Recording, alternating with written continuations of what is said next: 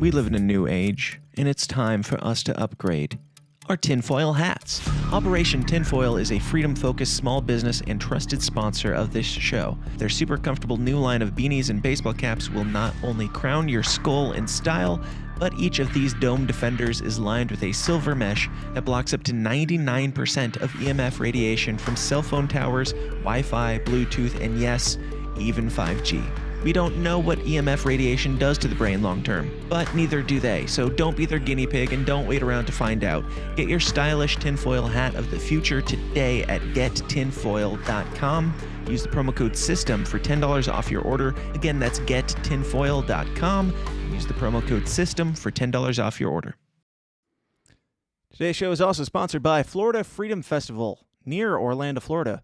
All the information can be found right now. They have a new website up called at floridafreedomfest.com. They're going to be having cookouts, movies, family-friendly activities, lots of liberty hangout type shenanigans. And Adam Nutter is going to be there. Don't let that deter you, though, because there's also going to be other mystery guests and, some cool libertarians down there in good old Florida. America's Wang. Go check it out. Go hang out with the Florida Mises Caucus and all the libertarians down there in Florida. October 20th through the 23rd. Check them out now at floridafreedomfest.com. All right, let's do this. Ladies, gentlemen, I'm glad you found me. Sorry for the inconvenience, but technology is what technology be, and I was trying to multicast because this program has some new fancy multicasting technology that I didn't bother to test before coming on here with my guest today. But all that aside, whatever, we've got lots to talk about, lots to get into, lots going on in the world today. Before we do, I need you desperately more than ever to do what I always tell you to do here, which is, as this plays, go share this show. Go tell somebody about it. Go post it somewhere, because YouTube hates us and technology sucks. That's mostly on me. But either way, let's roll this. Go tell a friend, and let's get weird. All I ask is, if we have to give these bastards our lives, we give them hell before we do! The tragedy of our day is the climate of fear in which we live. Talking about the Salomon Brothers building collapsing. But ask the congressman to withdraw that comment and tell us that he really means that. Half of Trump's supporters do what I call activist support. I don't know what I said. I did not have sexual relations with that woman. The Bible commands that certain people be put to death. Thieves were possessing weapons of mass destruction. 9/11 attacks were carried out by Al-Qaeda. Handle the truth! I remember that with that smoke! We are still here! We have to say yes to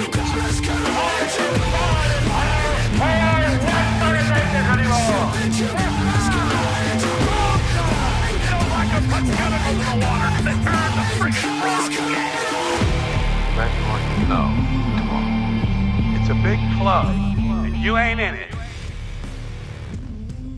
Yes, it's a big club and you ain't in it, but you're in this club. You're in this cult. Welcome back to the cult, ladies and gentlemen, brothers and sisters. This is the System is Down, the place where we talk about all the uncomfortable topics like conspiracies, politics, religion, and the news and culture. That's enough of that. We good? We good? All right.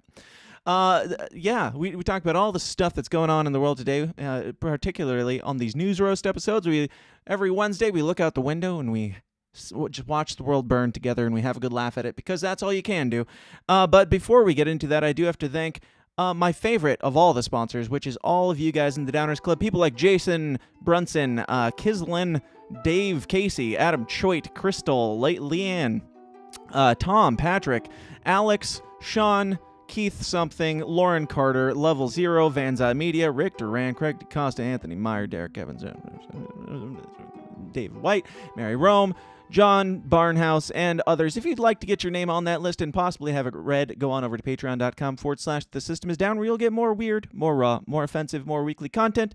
That is the bonus episodes of the show every week, including the after parties that we do every Wednesday. And yes, today is Wednesday, and yes, there will be a party, even if it's a solo party. No matter what happens, even if Clint bows out, even if Clint taps out because he can't handle it anymore, we will have an after party today immediately following the show. So get in there now and support, because YouTube doesn't let us super chat or anybody let us make money in today's day and age because we're scary. Patreon.com/The System Is Down. Join and become a terrorist or something. Anyway, again, we're here to talk about the news, everything that's going on in the world today, and I don't like to do it alone. I can do it alone. I enjoy doing it alone, but I prefer to do it with a friend, and who better than the one and only Mr. Clint.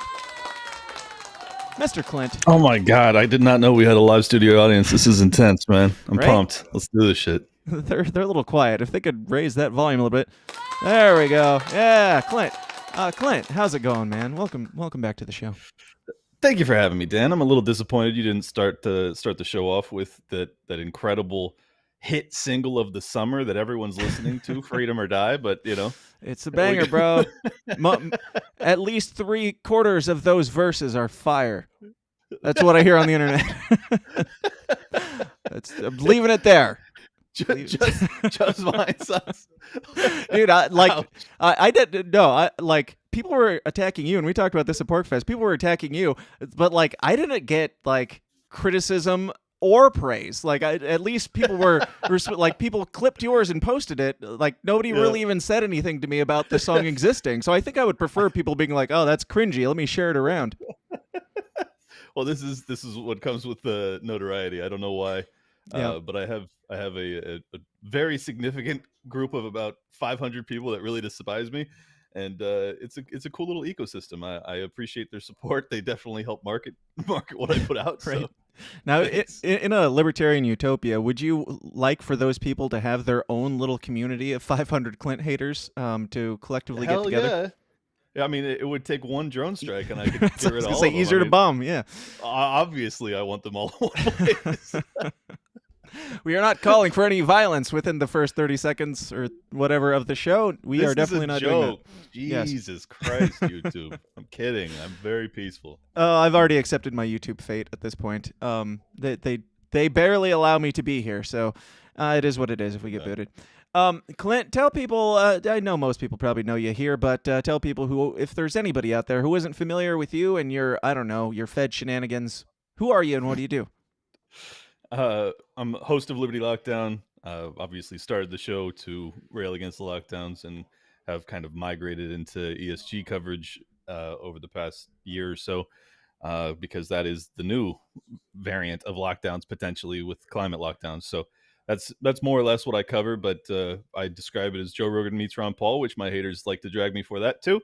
But it's essentially long form interviews with random liberty-minded people, but also I try and get on guests that are not in our camp because I think I like to have my brain stretched and well, maybe not stretched, but I like to have different opinions on. Yeah, absolutely.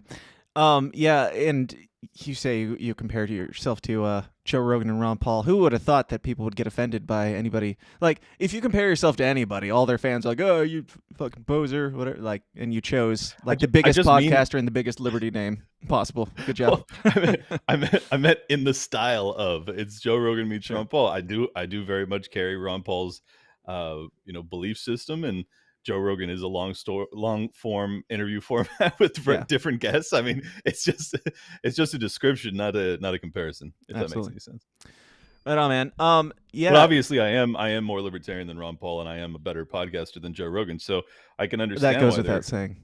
They're offended. Yeah. Yeah. And you're older than Ron Paul, I hear too. But that's also true. So you got some years. So tell people a little bit about. You mentioned the ESG thing. You've been on that quite a bit. Give the quick elevator spiel on what that means and what it is and why we should care.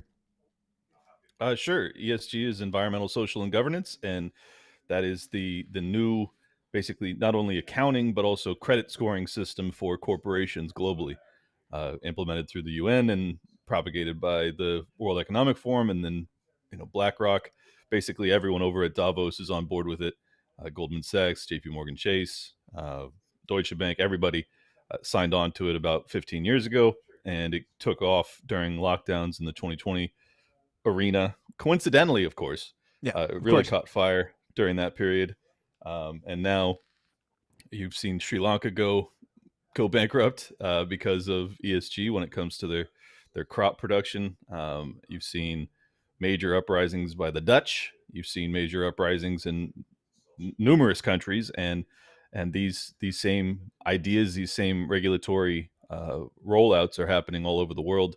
And it's, people call it a conspiracy theory, but it's on paper and it's also being discussed openly, and it's happening. So yeah, you should be aware of it because it's going to destroy your life.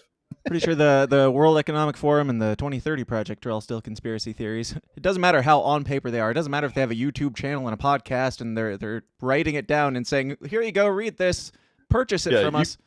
Yeah. You could play a clip of Klaus Schwab speaking and add no commentary, and people would be like, sounds like a conspiracy theory. It's like he's just in on it. He's in on the conspiracy theory.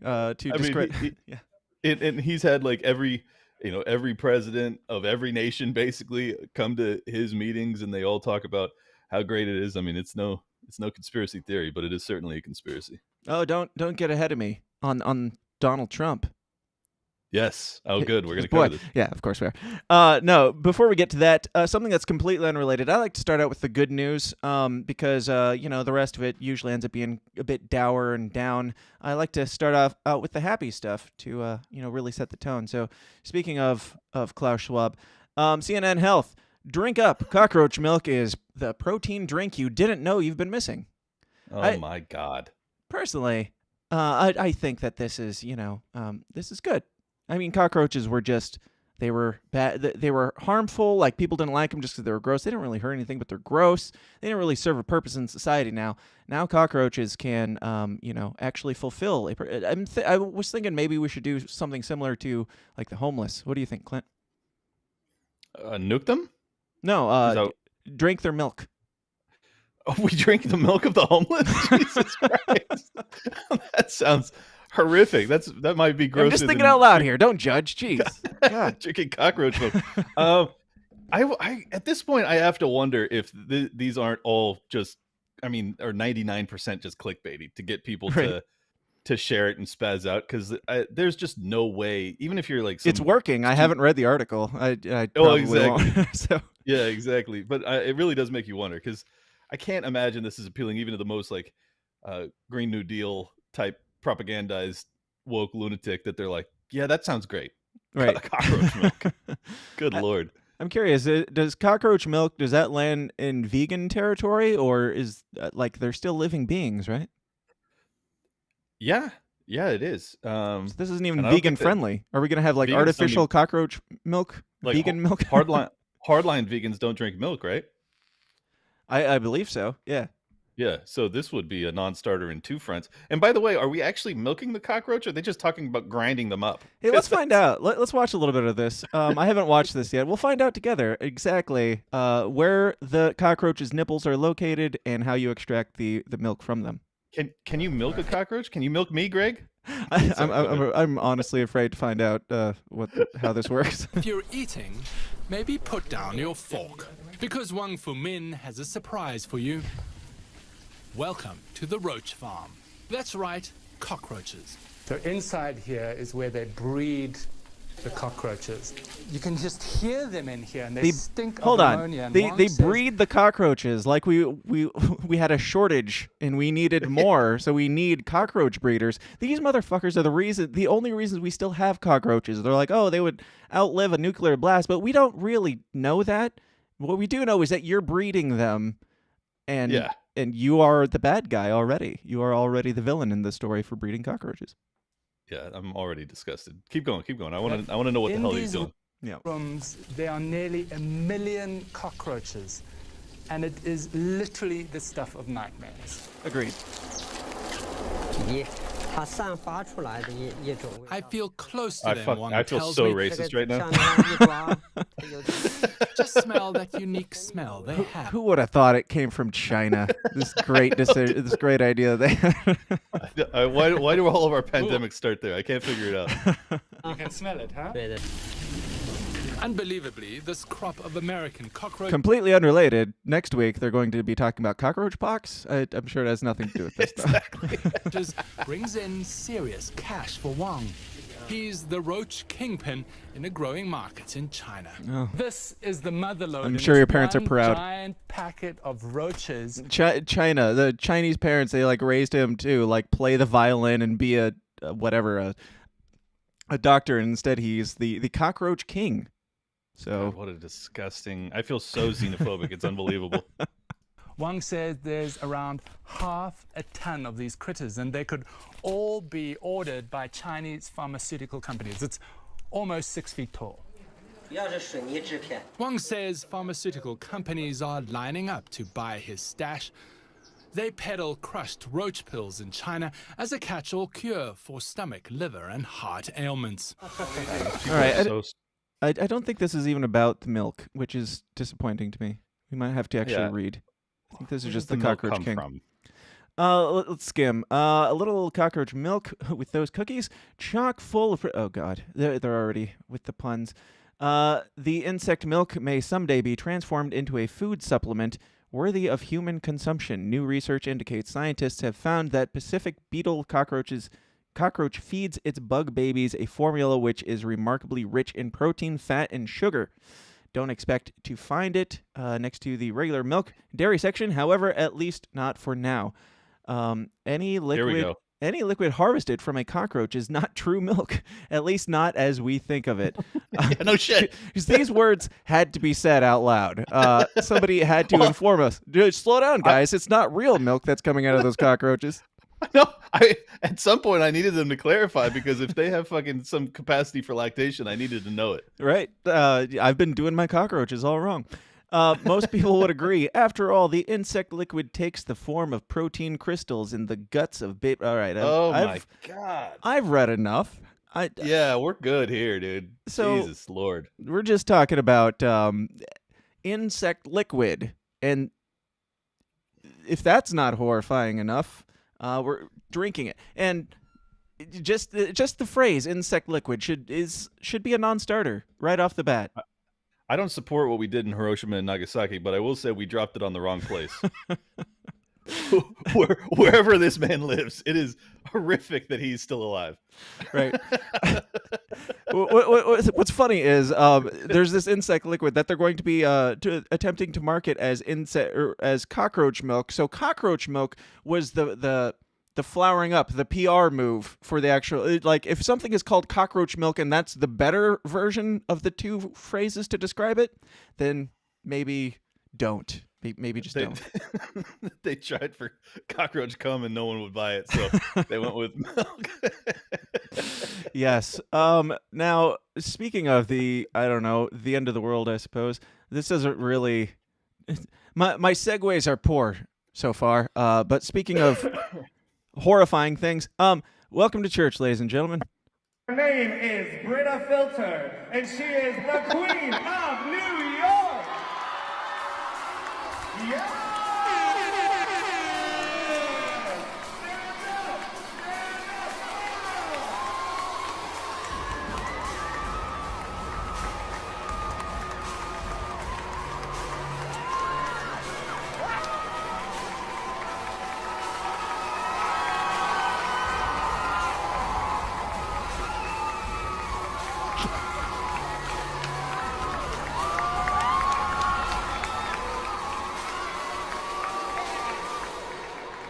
Her name is that Jesus that just walked in? This is the second coming, and his name is Britta Filter. Britta Water Filter. I swear to God, if your show is intending to convert people into like Christian nationalism, we're off to a great start. This is amazing. Hey, it's not up to me what they do with the information that they receive here. Whatever. If that is, I can't hold it against them at some point. It's not. I'm not the one who like praised large drag. I think it's a drag queen. I'm pretty sure it's a drag queen. I don't like. Oh yeah. 100%. Tricky territory there. But Clint, you got any thoughts on what that was? I mean, other than like the third sign of the apocalypse, like I think that was the fifth and sixth horseman all in one. Yes. I mean, I'm serious, man. Like they keep doing stuff like this and publicizing it. That's the thing. Like if you're in some woke church, do your thing. I don't really care. But sure, the fact that they're taking videos and put it out, I swear to God, they're trying to create like civil war in this country. It's really not intelligent, and I don't understand. And that looked like a really old timey like Catholic church, right? And I just can't imagine that. I mean, but their parishioners are given a standing ovation.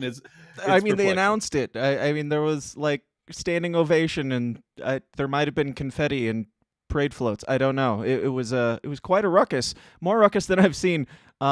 Really, any religious person experience within a church. They praised this drag queen more than I think they would praise Jesus coming back. That is really my point here, which I find a little troubling. Yeah, they're creating an idol, and it's of something that is oftentimes not looked fondly upon by like hardline Catholics. So it's just a fascinating development, honestly. And as someone who hasn't ever been to a Catholic church during a whatever procession, hearing, whatever the fuck it's called, right? I can't imagine that that's like normally what they do, but at this point I've seen enough clips of weird stuff like this that I'm like, is this what's happening in all these churches? I mean, is there just a consistent flow of drag queen story hours for both parishioners as well as like school children? I don't understand what's happening. I pray, even though I'm not religious, that this is just a very, very small percentage and that it's overblown, because as much as I don't have any, issues with either cross-dressers or the trans community, but it's like I just don't understand why we're now pairing that with religious ceremonies. It's you ask if I'm trying to make Christian nationalists. I'm not the one who did that. I'm not the one who walked out. Like, I'm not the one who posted it. I'm just here reporting. I'm showing you the thing, and you come to whatever conclusion you want. And it's not on me. You decide. It's on them. Yeah. Speaking of drag queens, Beyonce's in the news this week. Beyonce confirmed she will remove an ableist slur from a song on her new album, Renaissance. Did you hear about this, Clint? Yeah. It's extraordinarily offensive to the Tower Gang community. She said spaz, apparently. Hey, you gotta warn me before I need to beep. I don't think I have a beep. I need a censor beep on here before I invite you back on. Yes. It's funny because I didn't even know that was like really offensive. I did because Lizzo got canceled, quote unquote, for it like 2 weeks ago using the exact same word on her new song. No, sorry, correction. I didn't know it was offensive until 2 weeks ago when Same. Lizzo got canceled for it. And I was like, wait, spaz? That's also now a slur? And then there was that other tweet that went viral yesterday where this girl was giving like a dozen different words that, like idiot and and I was like, okay, yeah. And, moron used to be a technical term, or like a medical term. Basically, they want to criminalize the description of anyone who's doing anything stupid. You're like, oh, this is challenging. Yeah, you're challenged. I can't say that anymore. Oh man, this is problematic. That's probably canceled too. Jesus Christ. So the spastic woke mob shook their way out to the dance floor to criticize drag queen Beyonce for using the ableist slur of spaz, and the disabled community called out the pop.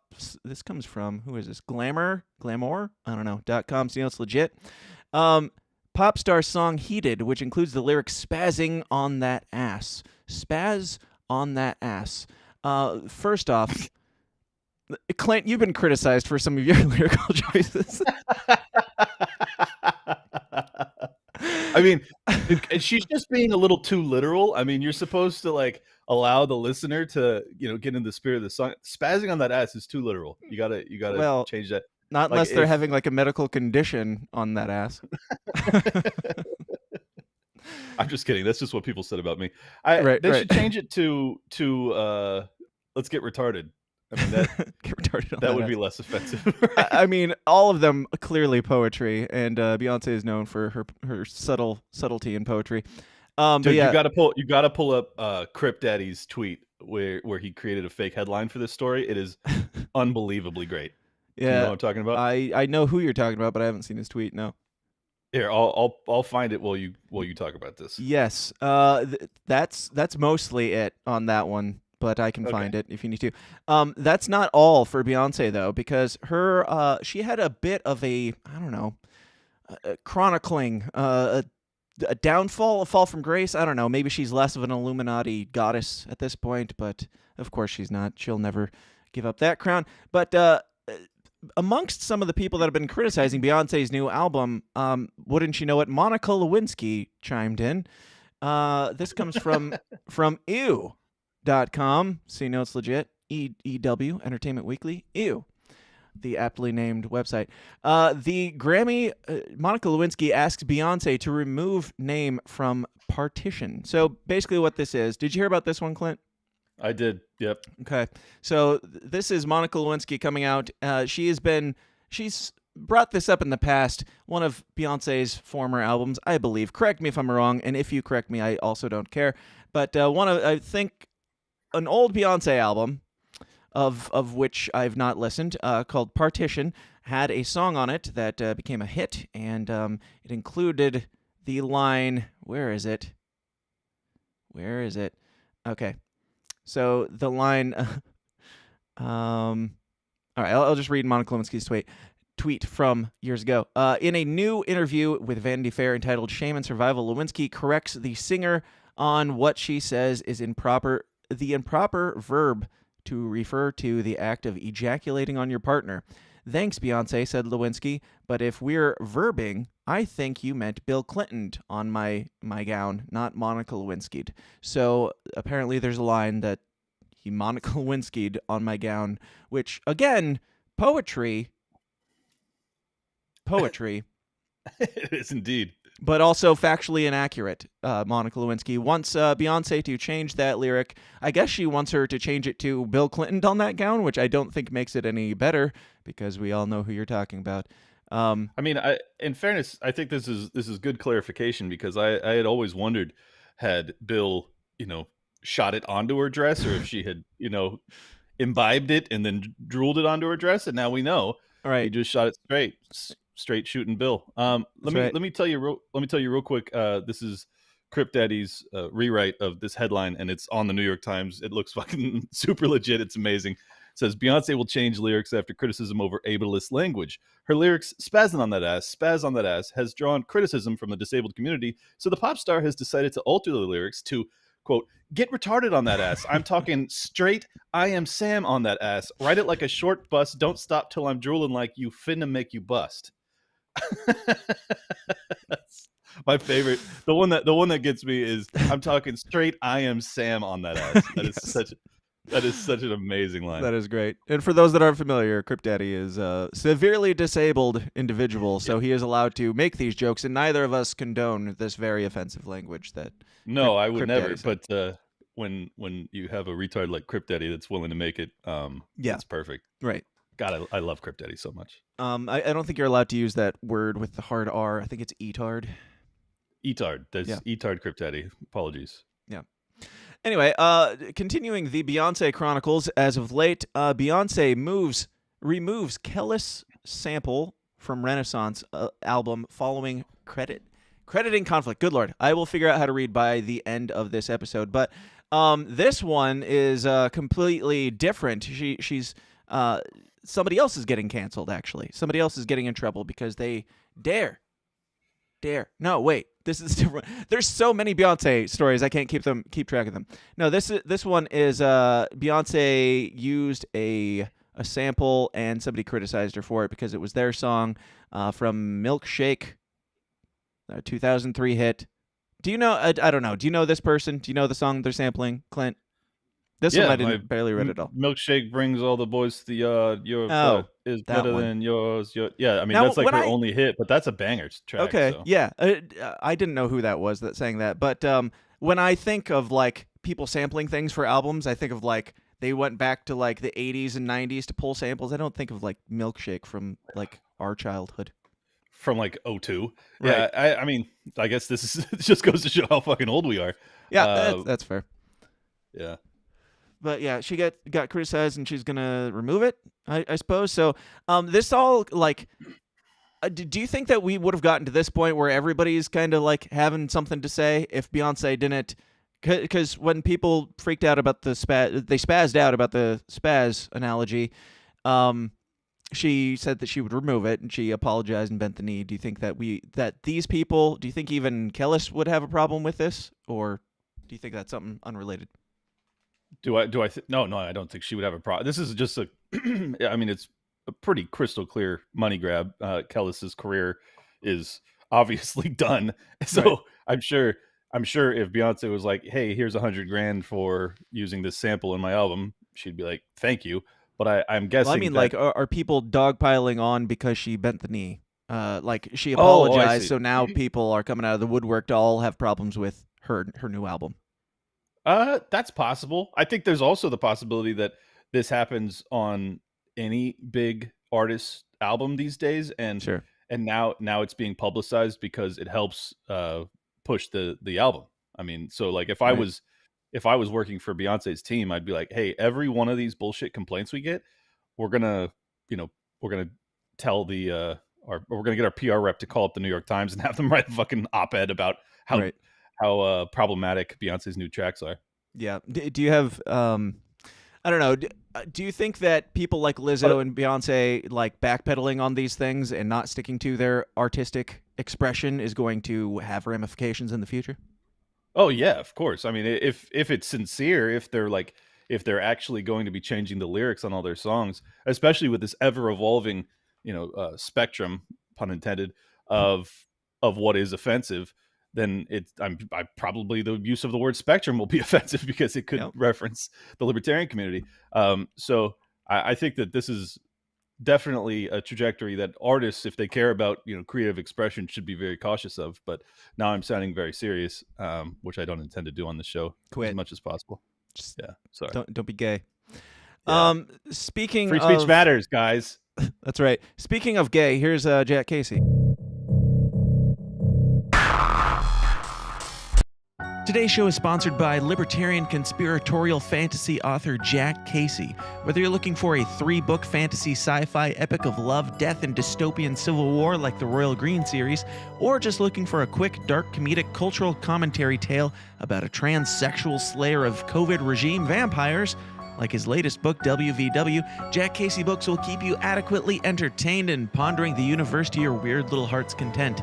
He's the Ayn Rand meets Stephanie Meyer meets somebody who actually writes entertaining books with his own unique little downer-esque flair. Find out more about Jack Casey Books at the aptly named jackcaseybooks.com. Once again, that is jackcaseybooks.com. Now, I swear this is the last story that I have about Beyonce, but I thought it was an interesting one. Diane Warren questioned why Beyonce has 24 writers on one song.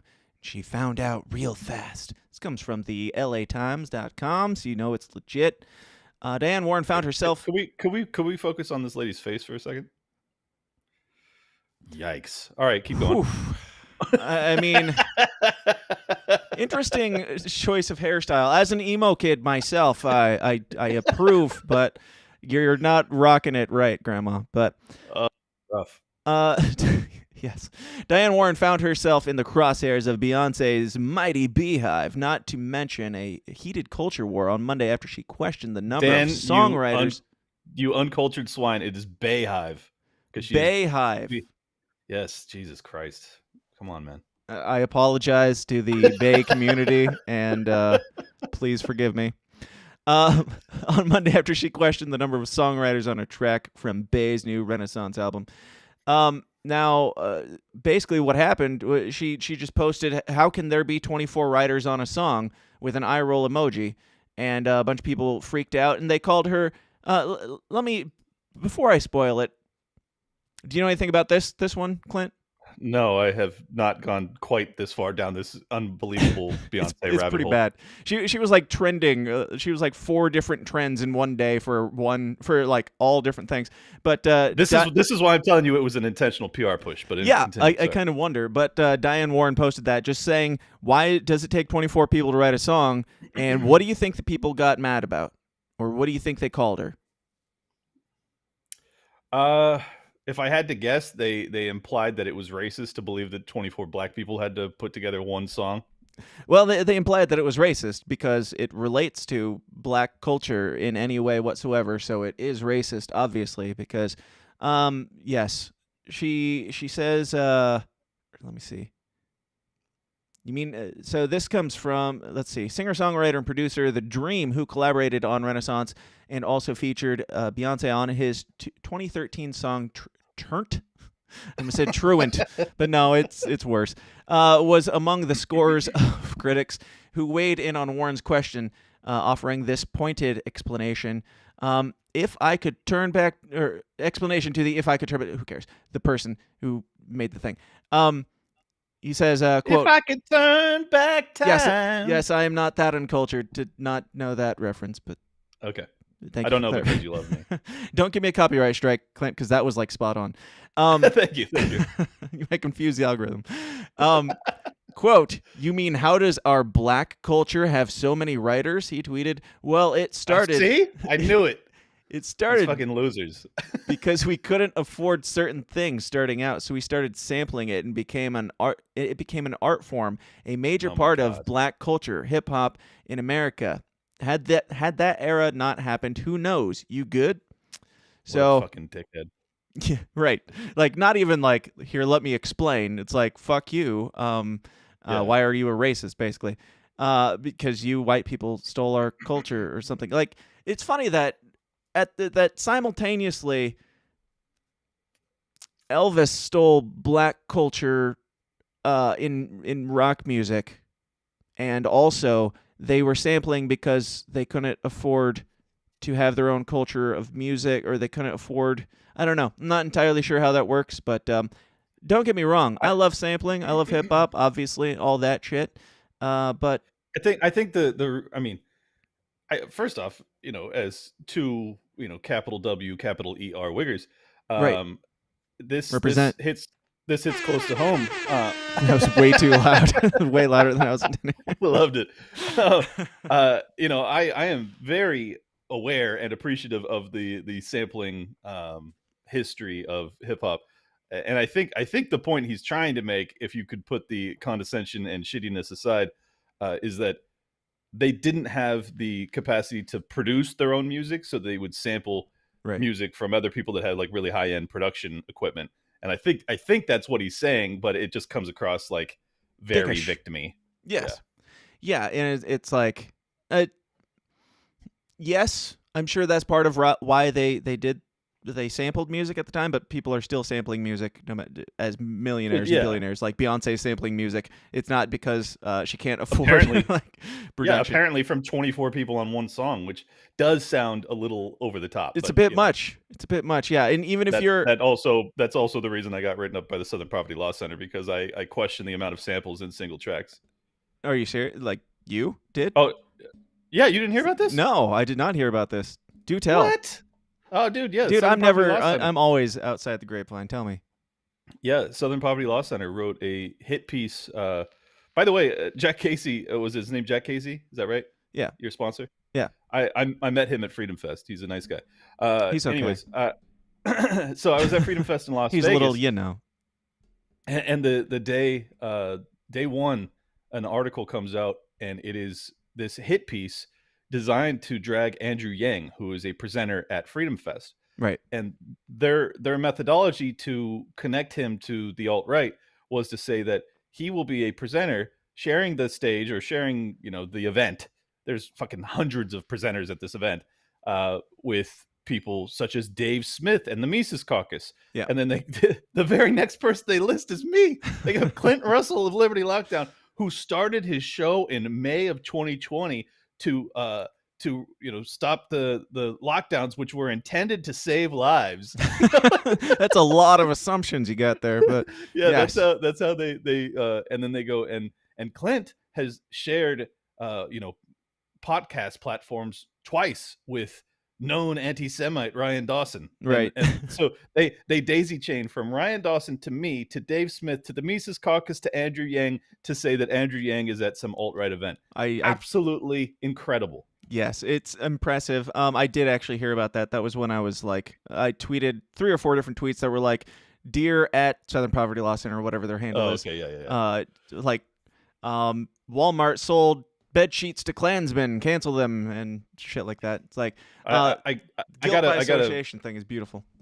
Yeah, I gotta mention Reed Coverdale, who was also on there, and he doesn't even get dragged nearly as hard as me. He does a show once a month with Ryan Dawson, and I got top billing over him. I was like, this is bullshit. Right, exactly.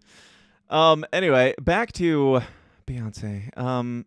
Yeah, so it's racist to just to ask the question why there's 24 writers on a song, and I would just say, still, even if you include producers and engineers and mix and master and all the stuff that goes into that, and sampling, even if you sampled like 10 people from 10 songs, like you're still pushing that number up there pretty high to have 24. So I still understand why Diane Warren, who probably understands how this stuff works better than I do, why she would still ask that question. Do you think it was racist, Clint? I mean, other than the fact that I've seen her at Klan rallies when I attend them. Right. Otherwise, no, I don't think that this line of questioning is inherently racist. No, not at all. I don't. So at your rallies, which song does she open with typically? No, it's I mean, it's fairly obvious. If I could turn back time, because it's I hit it because you want to make America great again. Yeah, exactly. Because and what she is referencing with that track is 1860s America, right before the Civil War. Makes sense. Checks out. Fact check us on it, Snopes. We might be wrong, but can you imagine if that's actually what that song was about? Well, she's like antebellum period. That's the time she wants to turn back for. Yes.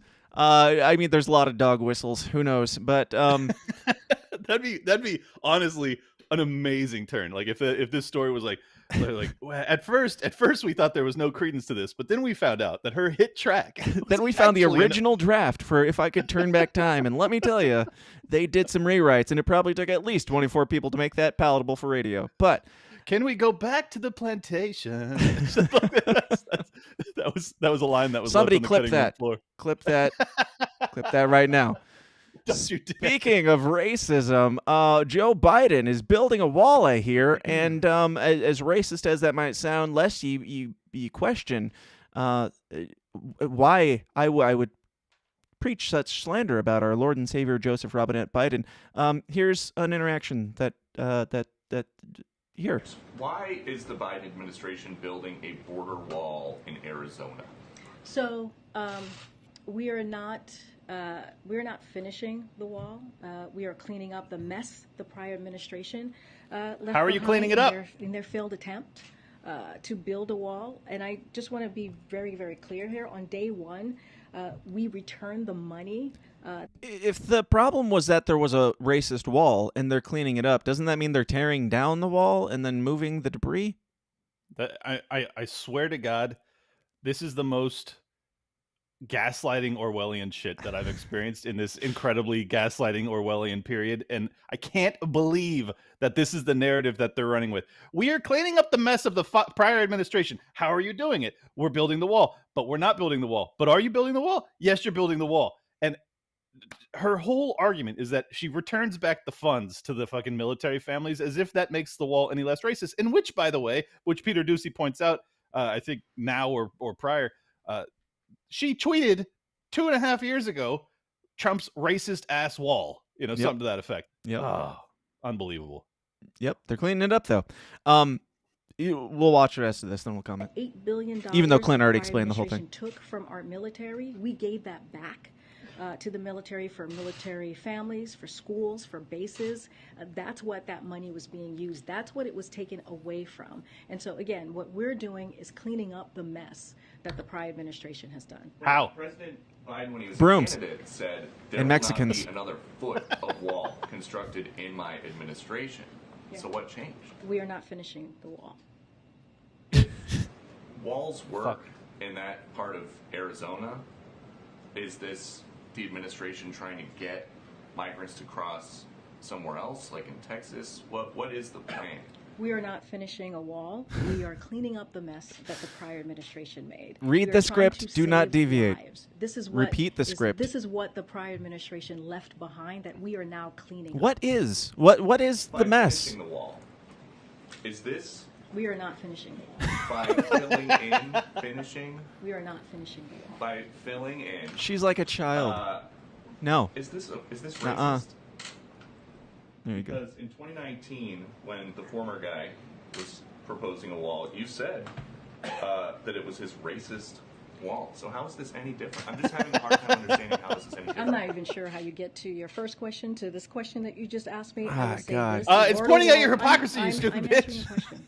A border wall is ineffective use of taxpayer dollars. So it's ineffective of taxpayer dollars that actually went to the military, that the last administration, the prior president, took from the military, which took away from schools, which took away from military bases. Silly That's woman. what that money that he pulled away from to build this wall that he wanted, that is ineffective, by the way, which I... All right. All right. It's ineffective, but it's going to be effective once you Right. finish it. You liars! They are not going to finish it. They're cleaning up the mess that the former president. What's funny is like you can't. She can't even say what the mess is. What is the mess exactly? That would have been my question for her. What mess? With the mess of him making a racist wall, you're cleaning that up. How? More bricks? Put enough bricks there to cover it up? Is that what you're going? I don't understand. Like, No, they're I've going said, to put up more wall, Dan. That's what they're doing. Oh, I do understand. I'm being hyperbolic, or Okay. facetious, or whatever words smart people use. No, like, it's just like she can't define what mess they're cleaning up or how they're going to clean it up. And I've been saying this on Twitter a lot lately. Like, it's not enough for them to get you to believe a lie. They need you to believe the absolute, complete inversion of the truth on all these fucking things. Like, we went from Biden being defund the police in his running, and then in his State of the Union, he's like, I've always been pro-cop, which we know he always has, but I've always been pro-cop, and we need to actually fund the police. Like, direct... Like, that's not just a flip. That's complete inversion, and he's always believed that, and you're stupid if you think otherwise. Now, the racist border wall is not being finished. It's just being cleaned up, and we can't explain how that works. And it's worse than that. I mean, he's also said in his campaign repeatedly, we will have no new oil and drilling, Right. oil and gas drilling. And then when the fucking oil crisis hits, he goes, that's not me. I didn't do that. Right, right. You're like, on day one, they passed executive order to stop any new leasing for oil and gas drilling on federal lands. They stopped it. They also stopped the pipeline. I forget the name of it.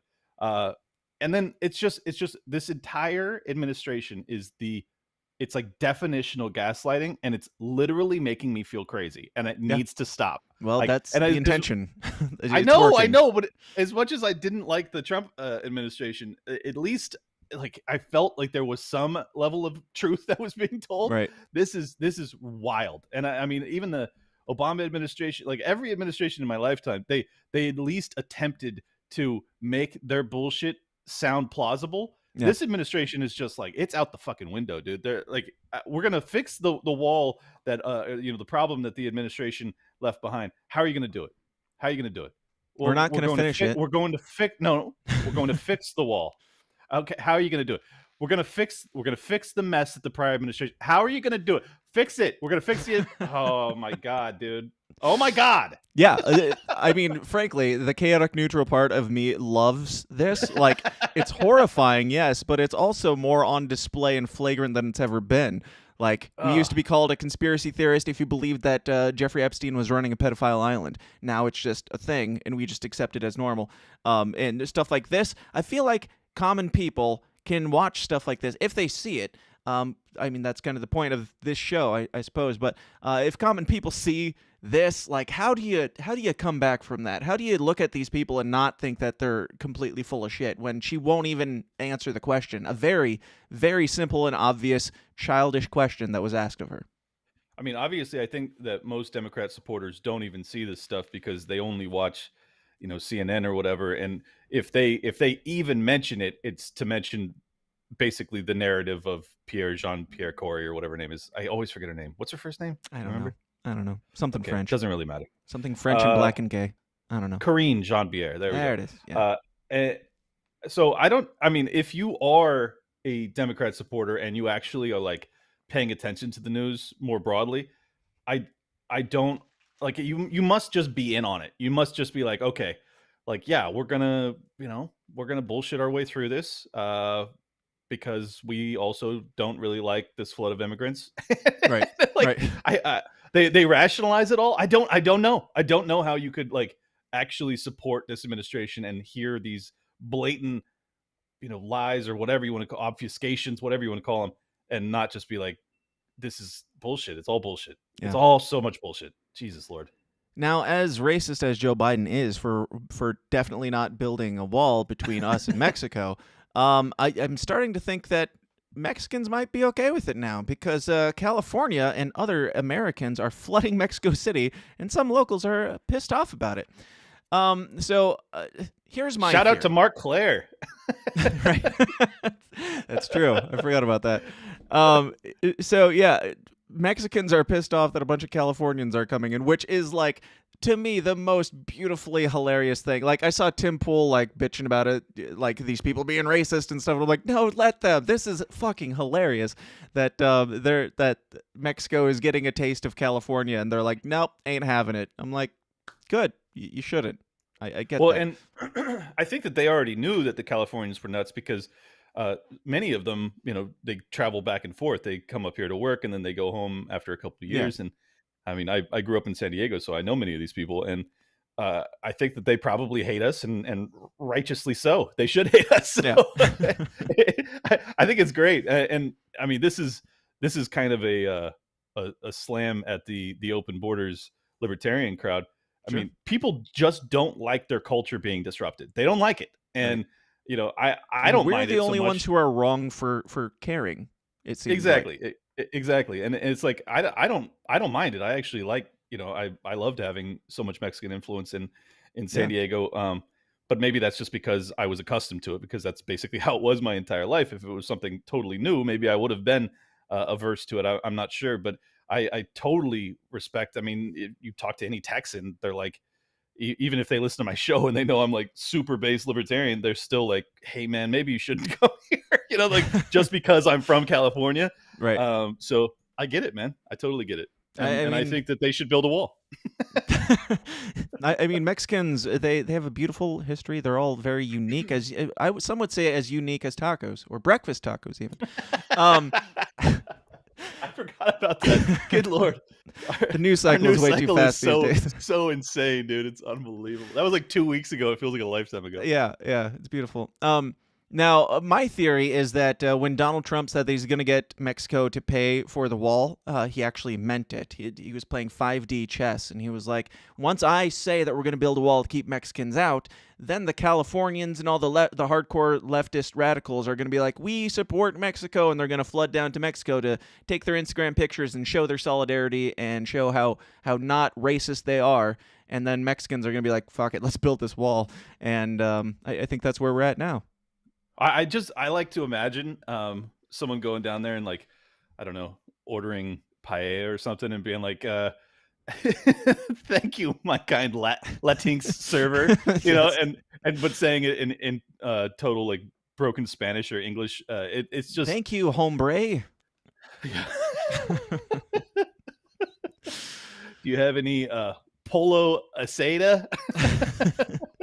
Now we've got fake super chat from Hector Roos because what's up, Hector? YouTube hates us, but Yeah, I didn't announce, but if you want to leave a super chat, I mean, if you want to send money, you can find ways through thesystemsdown.tv, but fake super chats are just as good because they're worth just as much as fiat currency.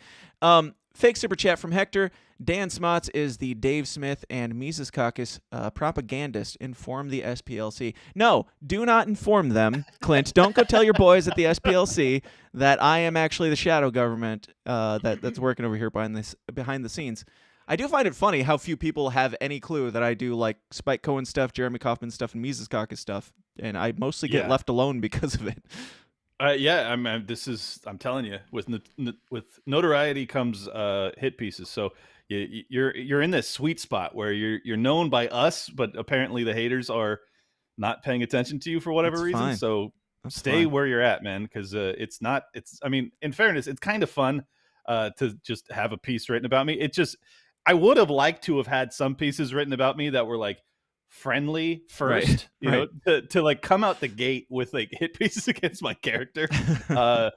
Wasn't ideal, I guess you could say, but it is what it is, you know. Any publicity is good publicity. I've only been doing this for 2 years, so it's like you know, to be worthy of a hit piece, I guess makes me feel like I'm doing something right. But I will say this absolutely convinces me that Nick Sarwark was responsible for the hit piece from the SPLC against the Mises Caucus prior to Reno, because he saw me at Reno, you know, he didn't talk shit, but he was like trying to get me to fight him. He was just like trying to egg me on. Yeah. And then the fact that they write another piece a month later and Nick includes me in his you know, information that he's relaying to the SPLC, I'm 99.9% convinced that he is the source for this insanity.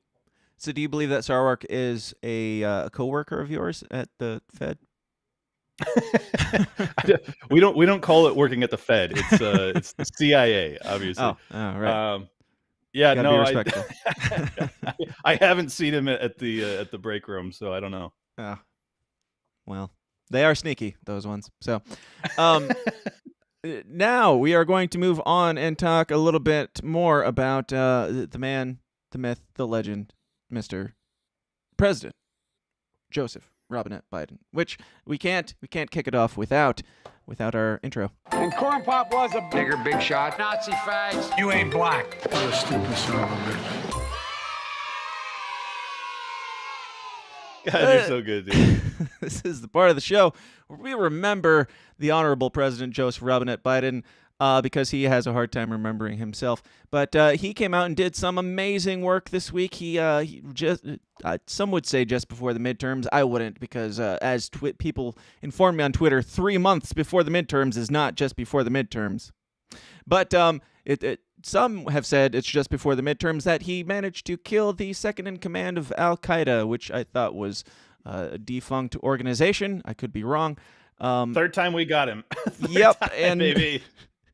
Not only is Al-Qaeda back, but all the leaders we already killed are also back for Joe Biden to kill, not just before the midterms. And here's what he had to say about it. At my direction, the United States successfully concluded an airstrike in Kabul, Afghanistan, that killed the emir of Al-Qaeda. No, didn't happen. Al-Zawahiri. To the families who lost fathers and mothers, husbands, wives, sons and daughters, brothers and sisters. And he's barely keeping it together. And co-workers. Did you doctor this? this? September No. Day. It is my hope that this decisive action will bring one more measure of closure.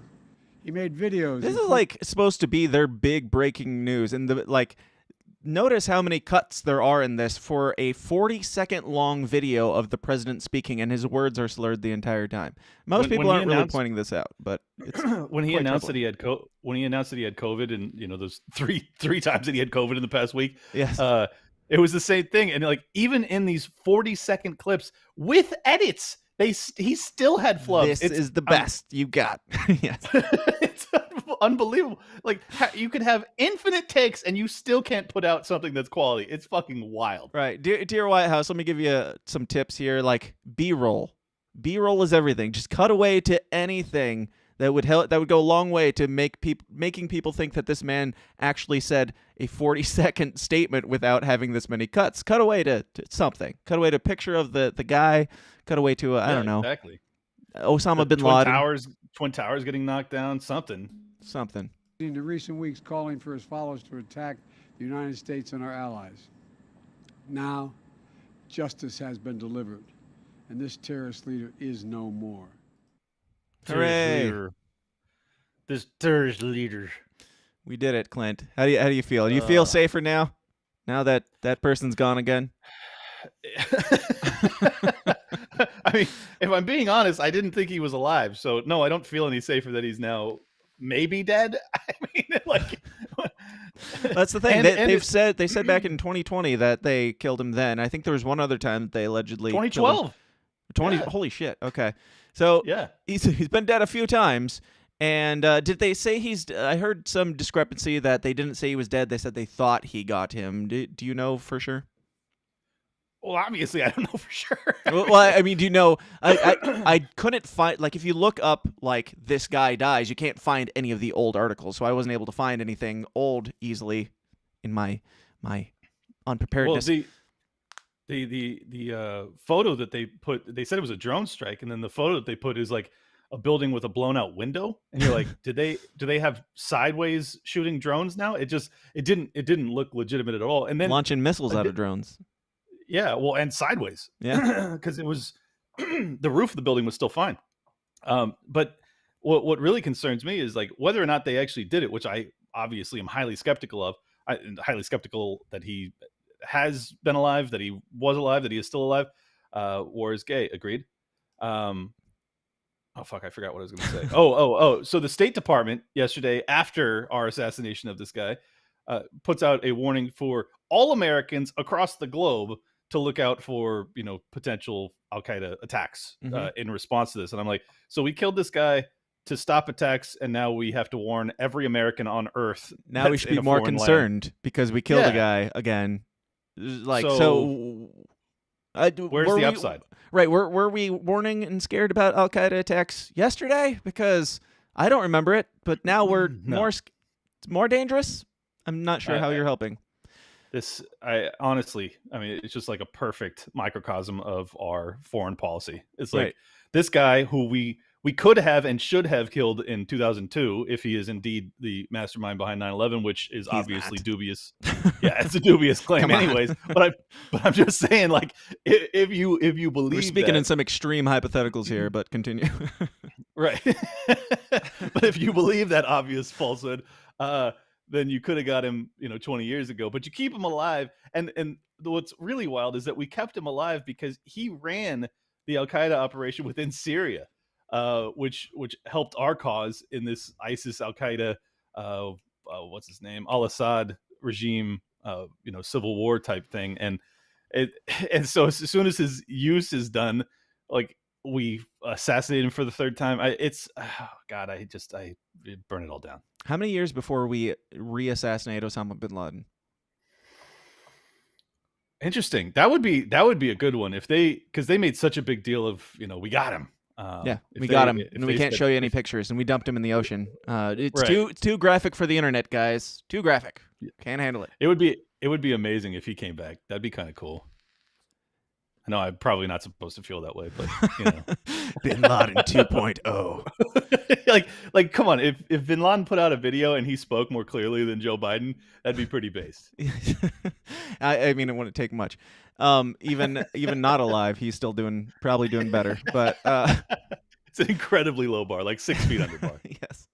Do you believe our president is still alive? I'll just ask you straight up. The question that everybody's asking these days in 2022 is Joe Biden a deep fake and not alive? Can you believe that this is like it's a sincere question? Right. I honestly think there's like a 50-50 chance he is not alive. I know that sounds totally wild, but yeah, it's a coin flip. It's a coin flip that our president is actually alive. I'm dead serious. Yeah. Like, I don't necessarily believe for real that he's dead. If you told me he wasn't dead, I'd be like, well, okay. But if you told me he was, I'd be like, well, yeah. I had a suspicion. Yeah. Like, I'm not surprised either way. So yeah, maybe 50-50 coin flip there. Well, and on top of that, he's had this rebound COVID, which I won't talk about the medications he's taking because that will certainly get you nuked. But and allegedly that's like the only way that you can get it is, or have this rebound thing, is if you're on this medication. Yeah. But he had one day testing positive, and then the next day it was negative, and the next day it was positive. So that is so wild to me. And what's really weird is like the obvious conclusion I would have is that these tests are trash. Right. Because if Elon Musk proved that. tests, Elon Musk did like 6 or 8 tests in a day, and they were like 50-50 split on whether or not he had COVID. So right. So from my vantage point, I was like, okay, well, he's just had COVID this entire week. But they're like, no, actually, he did not have COVID for one day, and then he got it again the next day. I'm like, really? Is that how that works? I'm not sure. Is this what we're running with? Yeah. But if that's true, it's a really bad sign for someone as elderly as him, and as your official narrative is more troubling actually than if he just continued having COVID. But okay. Yeah. I'm nervous, man. I really think what's really wild is, would we be better off either way? No. If he is alive or if he's not. Does it matter really? I'm with Reed. I want Biden 2024. Let's just see where keep him, hold him up, give him any drugs you need. Just prop him up, keep him in there. Make them own this shit. Make them play this out to its fullest possible conclusion, and let's go 2024 Biden. If Dave Smith doesn't run, it's going to be hard to keep me from voting Biden just for the beauty of the fire. Weekend at Biden 4 would be incredible. Right. I mean, you would actually have to have physical strings on his limbs to We're getting close. I want to say one thing about the MAGA crowd. The fact that they don't just drag Donald Trump for not eating Biden's lunch during the 2016 debates. Right. Because I was expecting him to literally beclown him. It should have been just a complete landslide. And it wasn't. It was he won, but it was 60-40, Right.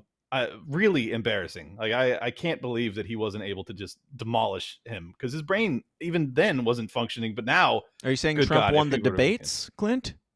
Yeah, that's what I meant. Yes, not the election, obviously. Definitely the debates. Speaking of Arizona, anyways, they're having more shenanigans. What, the abortion stuff or something? No. What's going on? They had primaries last night, and they couldn't get results for hours, and they had video of the counting room, and the people were just standing around. Great start there, guys. Yeah, there's nothing to be skeptical of though. But and the election result was with 99% reporting, it was 0.1% difference between the two candidates. So it's going to be duked out in court, and it also looked like they were reinforcing, or what was the term that they used? Reinforcing the election. Fortifying. Fortifying. Thank you. Yeah, that's their favorite. They're fortifying. It looked heavily fortified, and it was still just 0.1% difference between the two candidates. Right. Incredible. Now, the FBI allegedly, there were some leaks with Project Veritas, and there's some flags that are troubling to the Federal Bureau of Investigations. Did you hear about this, Clint? Because this might include you as well. Sure did, brother. Yep. We made it. Let's fucking go. That's right. Yeah, no surprise here, and I'm not sure why people are acting surprised, because they said, even libertarians, they said, they've been lumping us in with terrorists for at least 2 years now, but the anarcho-capitalist flag is on there, I noticed, and the Gadsden flag as well. Any thoughts on this obvious hoax, Clint? Wait, it's a hoax? I mean, that's what the internet told me, so it must be. Did they say that? Oh, that's hilarious. Yeah, people were mad that Jack Posobiec was the one putting it out, so that discredits it. Jack Posobiec is working with Project Veritas, which is also a white supremacist organization. There was lots of things that made a lot of logical sense as to why we shouldn't take heed. Oh, no. This is 100% legitimate. They had Biden's first executive order on day one was listing this right here. Right. He had a homegrown domestic extremism memorandum or whatever memo that went out. And in it specifically lists, libertarians. So this is not at all bullshit. I mean, whether or not this flyer is real is kind of irrelevant, to be honest. But they are 100% listing anybody who is anti-government in any way on this, except, and I might note very specifically, the anarcho-communists are not on this list. and I don't think that's a mistake. Yeah. Or Antifa, maybe? We could throw that on Yeah. there too. Yeah, I mean, the fact that we are considered extremists, whereas the people that burnt down dozens of cities over the past 2 years, they're not on here. Fascinating. Right.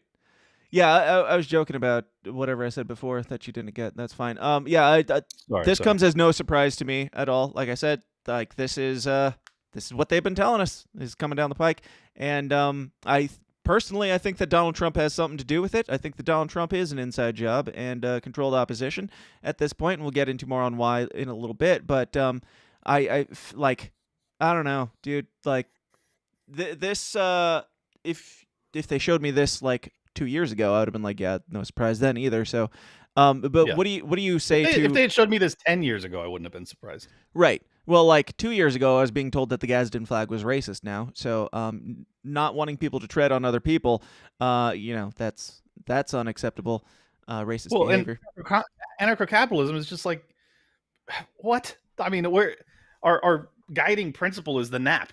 Right. Right. Like we're all about non-aggression, but I mean, this is where we're at. And what's really funny about this is like, it was a celebration amongst our community. Like I commented on Posovic's tweet and I got over 1,000 likes just saying, we made it, fellas. Right. We made it, boys. I mean, people are absolutely pumped about this. And what's funny about it is I remember when I had Vin Armani on for episode 100 of my show back in the day. Back when you were a martyr. Yes, exactly. Yeah. and this was actually the reason I brought that up is like, he was saying, if you guys are successful in becoming a threat in any form or fashion, they're going to put you on terrorist watch lists and da da da da. And I told him, I was like, yeah, we all know that, and we're all prepared for it, like mentally, emotionally, like we get it. But it's not. I mean, if you're going to stand athwart the greatest state in human history, they're going to label you. They're not going to like you. They're not going to invite you to the tea parties, and they might put you on a couple lists.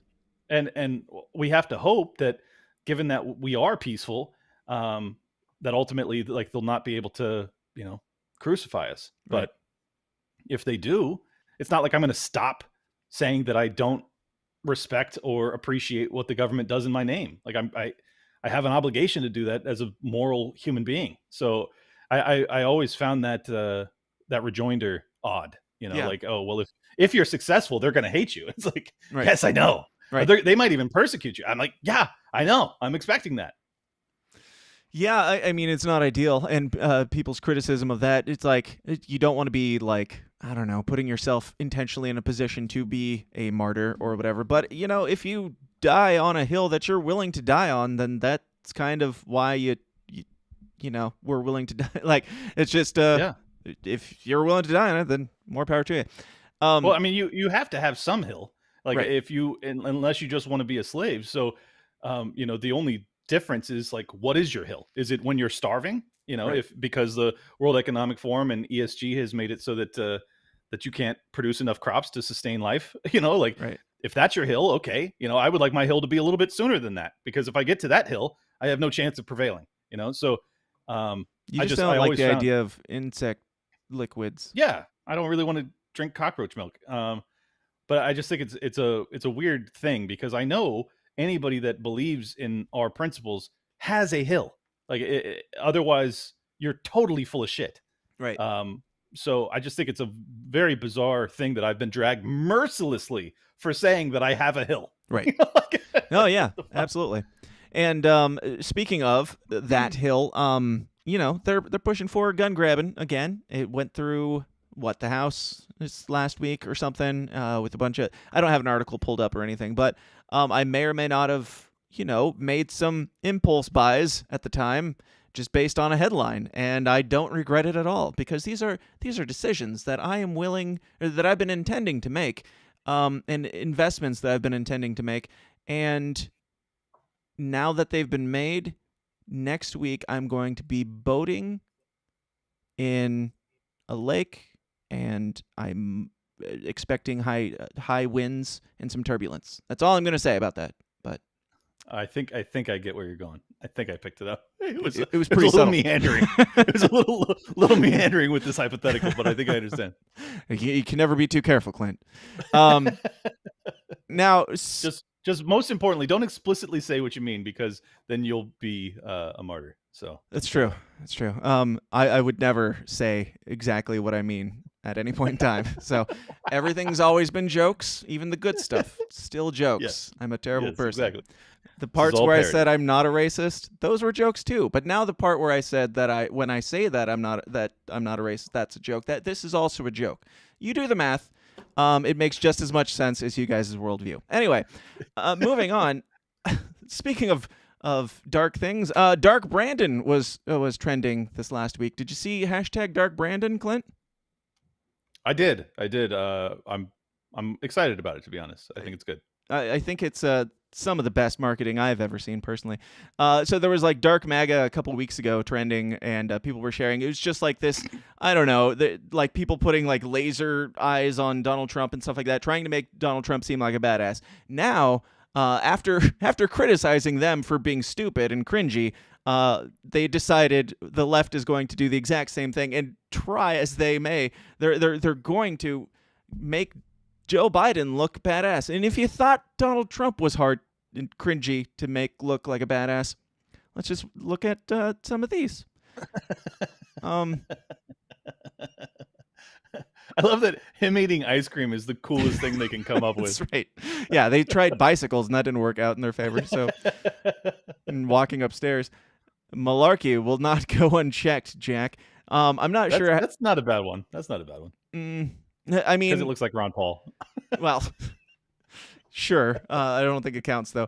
I mean, if you're so self-aware that you're going to use the phrase malarkey and try and make it sound badass, I think you've already failed. But well, I mean, they've already. This is actually smart. Like they're trying to be humorous because they're using Brandon. You know. Yeah. It's not Dark Biden. It's Dark Brandon. So like they are. It's kind of tongue in cheek, you know, for a lefty who can't meme. You know, this is as good as they're going to do. You guys are doing great. Keep going, please. It's quite entertaining. I saw one with cornrows that we might get to, but this one has Donald Trump holding his stomach, and it says "gets COVID, can't breathe," which seems untrue. And then Joe Biden looking like an evil Bond villain, saying "gets COVID, kills top Al Qaeda leader." So many questions about the factuality of any of these statements, but yeah, yeah, literally, like I don't think any of that is true. Right. I'm not even sure if that's Biden. Like that's how few factual things are involved. Let's see. Any other good ones here? I want to find the. Oh, here's some good ones. Biden with an eye patch, and it says it's over, Jack. That's pretty cool. Tie me to a missile and fire it at the suburbs. I am ready. I'm not sure what that even means, but I would love it if they do that. Could they do that, please? You want him, you got him. That'd be such an amazing way for him to go out. Be the most honorable. Give him a Viking funeral, but on a rocket. You shoot the rocket out of the sky over Taiwan or something. No. Into the suburbs. They said it. You gotta fire him into the suburbs. Why would they even say I don't the know. suburbs? I don't even like. That's the thing. Like, I can't tell which ones of these are people legitimately making, Dark Brandon memes seriously because they support him, or people making fun of people who make Dark Brandon memes. Because half of these are all fake. too good. These are all from right wingers. Right. I swear to God. Right. Okay. Let's see.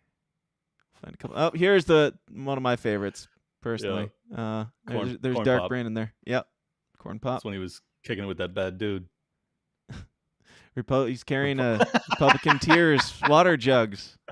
I mean, it's just good because it's so bad. I don't even know. I don't know what it is. I'm enjoying it though. I like it. Yeah, it's great. Keep it up. It's almost as good as the Dark MAGA. It's almost, well, I don't know. I'm not sure which I think is more cringe, because at least, I'm going to say I hate it all. This is more cringe. This is more cringe because not only are you trying to make somebody who's just a bum, like a senile old man, into somewhat of a badass, as much of a stretch as that is, you're also copying Donald Trump supporters' cringiest moments. Like, You're doubling down. And Trump's nickname, or Trump's supporters' nickname for Biden, which is Brandon. I mean, oh man, we are so meta. This is like deep. It is deep. It's deep and penetrating. Like those who spread monkeypox, which we're going to talk about in a minute. But before we do, speaking of deep and also penetrating, here is Asteros. Today's episode is sponsored by Asteros Cybersecurity Services. These days, organizations of all sizes are targets for cyber criminals, disgruntled employees, or even nation-state attackers. Asteros performs cybersecurity services providing expert guidance to help organizations defend against threats and protect their data. Asteros specializes in penetration testing, where they perform ethical hacking on networks, web apps, or organizations as a whole to simulate what an attacker would do and plug the discovered holes before anyone malicious finds and exploits them. Asteros also specializes in vulnerability management, security awareness training, phishing simulations, cloud security audits, compliance readiness assessments, and much more. As technology expands, it becomes easier and easier to run a business, but if your security is not growing along with your company, then you're going to run into problems. If you don't personally have a company of your own, definitely pass this information along to someone who does, because for a limited time, Asteros is offering companies an attack surface audit completely free. Let Asteros discover potential entry points to your network and how susceptible your company or organization is to cyber attacks. To learn more and to take advantage of this essential offer, just go to asteros.com/free. That's Asteros, ASTEROS.com/free. Now, the powers that be have a PR conundrum on their hand, one of many. And the latest is that the thing that they want you to be most scared of, monkeypox now, I think we're moving on to that. That thing is now, that phrase is racist, is what I'm told. Oh, how? Come on, Clint. You know. Do I? Yeah. Are we still going with monkeys being God damn, man. That's not it at all.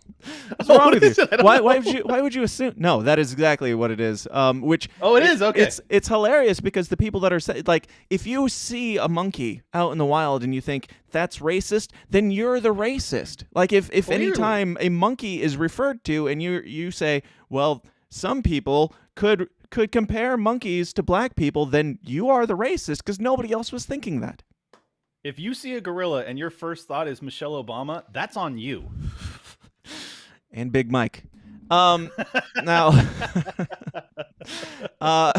this comes from ctpublic.org, so you know it's legit. Critics say monkeypox is a racist name, but it's not going away anytime soon. Now, we don't have to actually read this. It is exactly for why you think. They also say that it's anti-LGBTQ. God only knows why they think that. The WHO has come out and said that it is only spreadable through gay men having anal sex, but I don't know what this could possibly have to do with the LGBTQ community. Dan, again, I have to correct you. You're being bigoted. It is from men who have sex with men. Oh, it wow. has nothing to do with gay men, unbelievable bigot racist. That's even more oddly specific without saying gay. Or I guess you did say gay. I shit you not. That's what they said, though. They're like, men who have sex with men. They're like we can't say gay men anymore. They're like, oh, no, you can't, because there are men who have sex with men who aren't gay. And I'm like, what are they then? I'm not sure if you know how that works, because I think, does it only take once, Clint? You would know. Maybe if you don't know, I could ask Reed.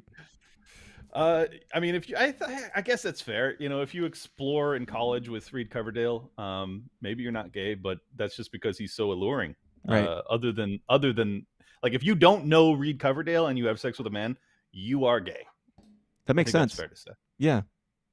Not bigoted at all. No. So they have said, as we know, it is primarily spread through men having sex with men, gay men, in fact. Now, if you are a man, if they're making that distinction that it's only gay men having sex with gay men, if a gay man has sex with a straight man, is it still possible to spread monkeypox? No. Okay. No. So it's the label. That's where the monkeypox get off. Yep. Yeah. It's the disease itself is actually bigoted against men who have sex with men. Did you see Brad Palumbo's clip? No. Okay. What He was goes it? on Kennedy. Honestly, it wasn't really Brad that was most cringeworthy on this. It was the two other panelists. But this dude, Ned Ryan, goes on there and he's like, let's be honest, like the advice that you should be giving is to not go to any gay orgies. Right. You know, like that's what he says. And that's true. It's obviously true. Like if you're concerned with monkeypox, if it's 98%, that'd be at least a good start, you know? Yeah. Or at least, you know, wear a condom if you're going to be doing the gay orgy thing, but that probably wouldn't be adequate because I'm sure it's skin to skin, and you should probably should avoid gay orgies for a couple months, you know, right. Call me crazy. And immediately they're like, that's homophobic. That's bigoted. That's what Kennedy and the other panelists said. And yeah, you know, I saw some people. Brad didn't defend it. Brad didn't, you know, go like, no, it's not homophobic. I mean, Isn't Brad gay? It's not homophobic to say it. Yeah, Brad's gay. Yeah. So, yeah, I think he gets a pass on all of his homophobia, but it you know, I don't know. Like, I saw some people tweeting about it, and they were like, this is like the Christian conservatives saying that abstinence is the only answer. And I'm like, if the only alternative to gay orgies is abstinence, I feel like you missed a rung or two in there, maybe. There's a couple other options. I feel like goes to show how boring my sex life is. That like, it's either abstinence or orgies, folks. Right. That's how the left does it. It's bizarre. It's absolutely bizarre. And I really like, this is where the kind of woke, ultra sensitive culture where we just can't ever tell the truth literally jeopardizes people's lives. Right. You know, like if HIV is just put a Band-Aid over that bump, it'll be fine. Get out there, get back in the saddle. All the saddles. Yeah. And like California declared a state of emergency, but yet they didn't cancel their, you know, right, extraordinarily BDSM fest. Yeah, over the top gay festival that is like known for dudes just getting it on in the streets, and they have a state of emergency for monkeypox. We shut down the entire fucking economy. We made everyone stay home in California for a year plus, and they can't go like, hey, maybe don't. Right. Maybe don't do that. I mean, it's all so stupid. Yeah, yeah. I don't know if it's too much to ask. They were talking about it on Tim Pool last night after, like, in the bonus show with Angela McArdle, and they brought up monkeypox, which pretty enjoyable conversation, pretty awful and disgusting because there were some pictures. But, yeah, they're just talking about, like, you know, if this is your only option, like how many... Even like the gayest person that I've ever met, if somebody asked me like how frequently would you put money on them going to gay orgies, I would say maybe once a month. Is that not enough for gay, like straight people or cis people? If they've ever been to an orgy, it's a story once. But for gay people, They can't go 2 days, like, or 2 weeks. I guess if you have it goes away. It's supposed to go away after 2 weeks. It's like you can't wait 2 weeks to go to your next orgy.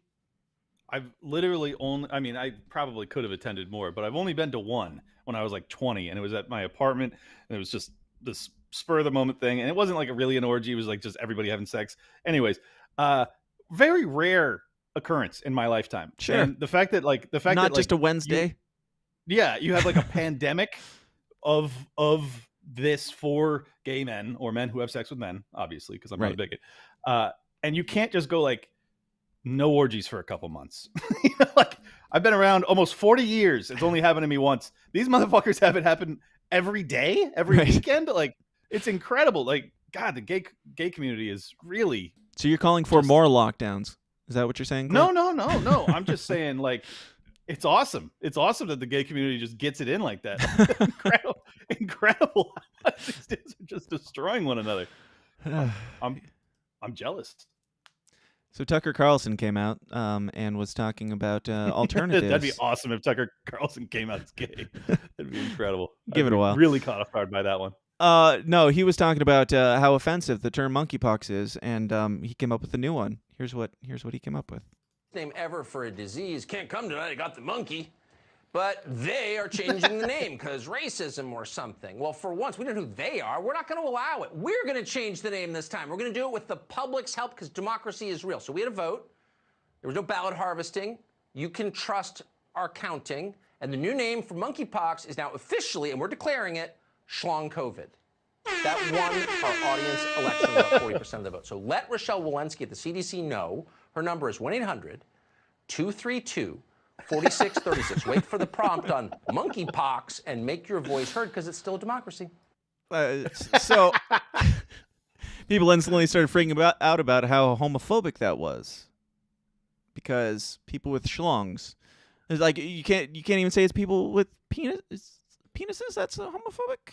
Well, because 1% of the cases are maybe women that have had sex with dudes that also have sex with men. Right. With their what?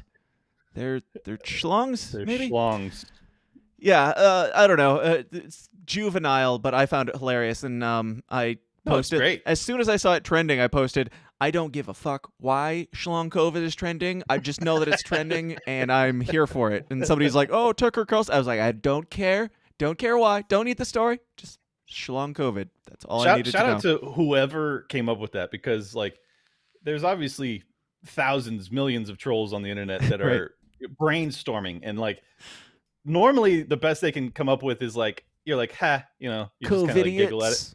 Yeah. But like this was like deep. Like they went with long COVID. They took the two pandemics, they pair them together. They use schlong, which because it's obviously transferring primarily amongst or almost entirely amongst gay men. It's brilliant. Right. Whoever came up with this, like, I need you to write for me. It's brilliant stuff. No, it is. It's a beautiful triple wordplay there. And speaking of, I don't know, good speakers, Nancy Pelosi, to my knowledge, is still alive and was not shot down on her way to Taiwan. Do you have the update or any scoop on this, Clint? I'm just disappointed in Xi. That's all I have to say. Like, if you're going to threaten to take out Nancy Pelosi, which obviously hundreds of years has been incapable of doing, and thousands of gallons of vodka has not taken her out, like, you are our last hope, and you didn't come through. And I think that it was cowardly and pathetic, and I'm disappointed. Yeah, so she went over there for something. Does anybody know yet what she was going there for, other than to poke the bear? No one has a fucking clue. Like, the best thesis is that she was over there to pump microchip stocks because her husband has invested in them historically. But they diversified from NVIDIA just prior to her trip. So I don't know what the fuck she's doing there, other than like giving the Chinese all the justification they need to invade Taiwan. And I mean, you have to wonder if, after we covered up the origin story of COVID and our involvement through NIAID and NIH and Fauci and everything else, like maybe we are working in tandem with China to give them the justification. Because ultimately, like, if we are doing it in tandem, it would give them the justification, but it would also give our military industrial complex the opportunity to ramp up production. And hopefully they have a pact where, like, okay, we're not actually going to go to war. We're just going to bluff and bluster. You do your thing. That'd probably be best case scenario, not for the Taiwanese people, but for us. Right. Yeah. Yeah. I don't know. Like, there was a part of me that was like, oh God, she's going to fly there, or a plane is going to fly there that is alleged to have Nancy Pelosi on it is going to be shot down, and we're going to start World War III because of that. Like, man, can you imagine if she was our Franz Ferdinand? Like, geez, oh my God, that'd be so crazy. Like, that'd be horrific. She's not like worthy. Someone who I literally don't care about living at all. And as like, much as I don't want to go to war for Taiwan, I want to go even less for Nancy Pelosi. Okay. Yeah. Oh, dude. Yeah, I would go to war tomorrow over Taiwan versus Nancy Pelosi. If given the choice between the two, I choose Taiwan. I don't care who's there. Doesn't matter. 100%. Now, we have to talk about the boy, Mr. Donald J. Trump. He's gotten into hot water with some of his base as of late. And I got one more ad to play before we do that, because we're going to wrap up here shortly. I don't have a nice, beautiful segue, but libertyportraits.com. Have you guys heard of Matt Miller? He's not only the guy who paints those amazing portraits of all your favorite heroes in the liberty movement and in pop culture, but he's also now an official sponsor of this show. From Murray Rothbard to Ron Paul, Dr. Robert Malone to Darth Maul, Matt Miller's Liberty Portraits has something fun for everyone to spice up your home or office and showcase your heroes. Go check out his incredible work at libertyportraits.com. Grab a print to impress your friends, hire him for a custom portrait, or bring him out to a festival to capture your event in real life in a beautiful and unique way. To find out more, just head over to libertyportraits.com. Once again, that is libertyportraits.com. Now, if you're sick of hearing those ads, I understand. I do. These people, they are what they are. That some of them are the scourges of the earth, but they pay me a small fee to peddle their products on my show. If you don't want to hear about those products anymore, go on over to patreon.com/The System Is Down. You can get ad-free versions of this show, every single episode, and support what we got going on here. All of my sponsors are also members of the show, so they don't even have to listen to their own ads. They can just listen to the beautiful ad-free version at patreon.com/The System Is Down. Anyway, good. Donald Trump is splitting up his base. This just resurfaced. This is from a couple years ago, 3 years ago, as Jack Posobiec was very defiant and adamant to point out, which to me isn't all that many years ago, but let's see what all the bluster is about here. Mr. President, what is your message to the senators at your trial this morning? Mr. President, is your trial now getting underway? Why is it better to be here in Davos than in Washington, D.C.? Well, we're here meeting with world leaders, the biggest, most important people in the world, and we're bringing back tremendous business in the United States, and they're all here to see. I'll be making a speech, and then we'll be leaving shortly. But I think it's very important. The other's just a hoax. It's the witch hunt that's been going on for years, and frankly, it's disgraceful. But we look forward to being here. Klaus has done a fantastic job. And again, we're meeting with the biggest companies in the world, the biggest businesses in the world, and world leaders, all for the benefit of the United States. We look forward to the meetings. Why not have witnesses this Rhetoric on climate change, Mr. President? Well, I'm a big believer in the environment. The environment to me is very important. That's my favorite part. I'm a big believer in the environment. I believe it exists. There's environments. It's a huge environment. Beautiful. I wish he would just be like, if he were to come out and just be like, global warming is complete bullshit. Like, I'd be like, I'm voting for you, dude. Like, it is. I really believe it's the biggest scam of our time. I really do. I think it's up there, and it's not slowing down anytime soon. But do you think, like, a lot of people going back and forth on this one, a lot of Trump supporters are like, what the fuck, dude? And a lot of Trump supporters are also like, hey, don't share that because he was talking about the event that Klaus did a good job at, and you see how he didn't directly answer the climate thing? It's like, okay, guys, like, come on. He's there partying with the guy. He's there hanging out with the guy. He's there praising the guy. Like, I had a bunch of people respond. They're like, oh, well, keep your enemies closer. It's like, how close? So close that you're singing their praises on the national stage? How close are we talking? At what point does enemies close become friends? Yeah, Clint. well, you and I are going to have very strong differences of opinion on this one, actually. The speech that he gave at that event was like, we are not going to allow the globalists to control us. This is, I'm an America first guy. Like, we're not doing any of these globalist plots. He has been disinvited from all future events. I think that he was just being cordial to his host. I honestly believe that. And also, for the record, what he said there was completely true. Klaus did do a fantastic job. He did do a fantastic job. He got every major business CEO on the planet to attend, as well as all the major political leaders across the globe to attend these stupid fucking conspiracy events. Mm-hmm. But what Trump says was 100% true. He's like, there is leaders here, and I am making deals for the American people. Like, that's, I mean, whether or not he was actually doing that, like that's what he ought to be doing. So I had no problem with it. And there was no one on earth that hates the World Economic Forum or Klaus Schwab or the globalist agenda more than me. Not even Trump? I do not think. No, Trump doesn't hate it more than me. No, he doesn't. Yeah. But I honestly think it's a nothing burger, and I know that will, piss some people off, but that's my opinion. I'm fine with that. I didn't do a bunch of digging, which, you should watch the speech. You should watch the speech he gave that same day. It is fucking pretty gnarly. He's like up there in front of the globalists going, we ain't doing any of this.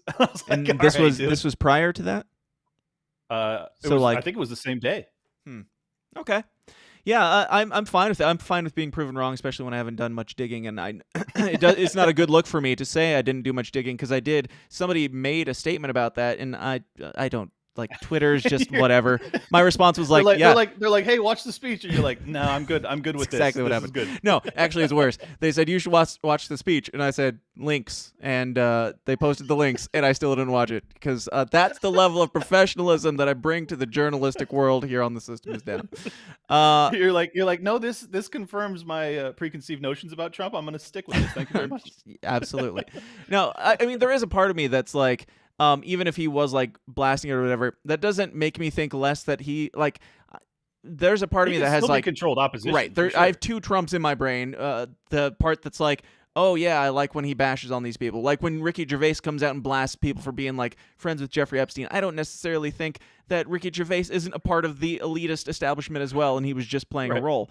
I think that with Donald Trump for the most part, and if he is like my conspiracy brain goes towards, like he's there bumping elbows with the guy. He's there like being chummy with him, and you know. Jack Posobiec points out, like, oh, well, this is 3 years ago and it's taken out of context and stuff. I'm like, well, 3 years ago means jack shit, obviously, because that 3 years ago is like right before the lockdowns, right before like all the COVID shit.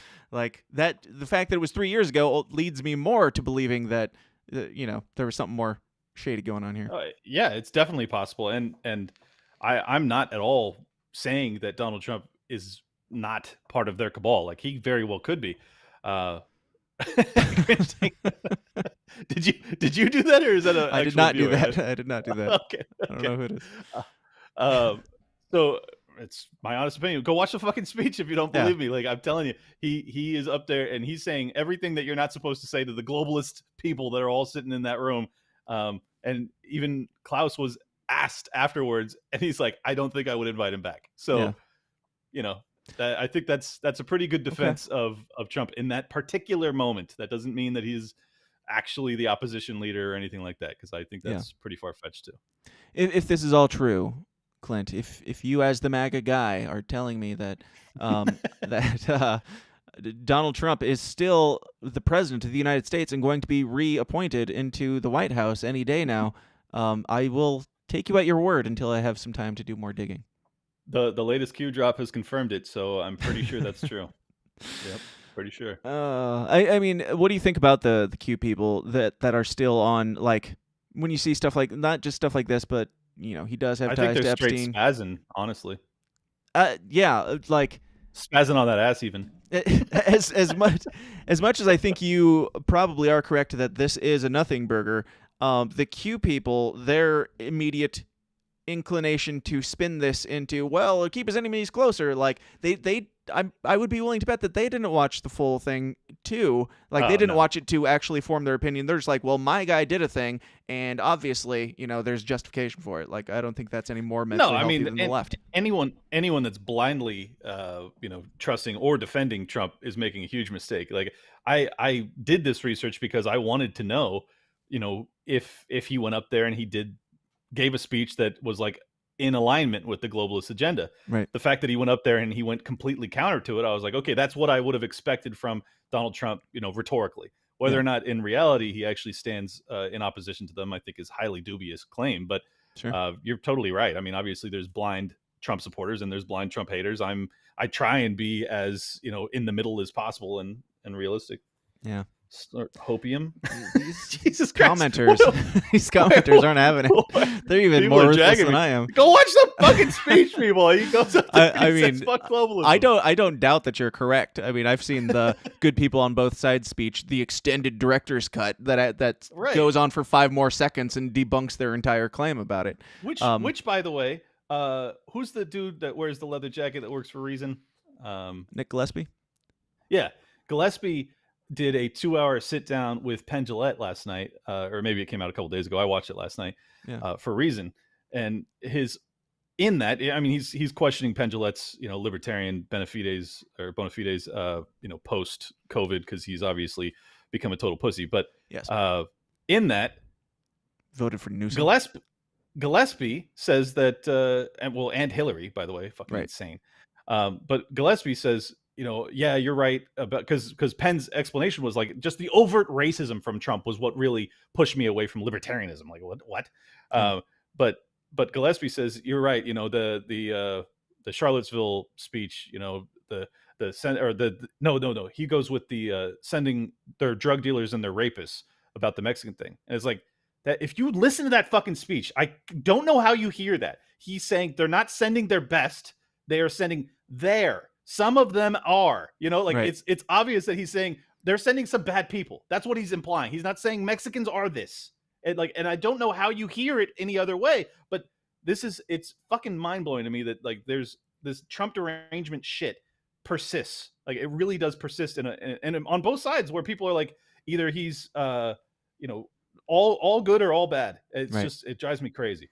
All we're left with is Dark MAGA versus Dark Brandon, and Jesus.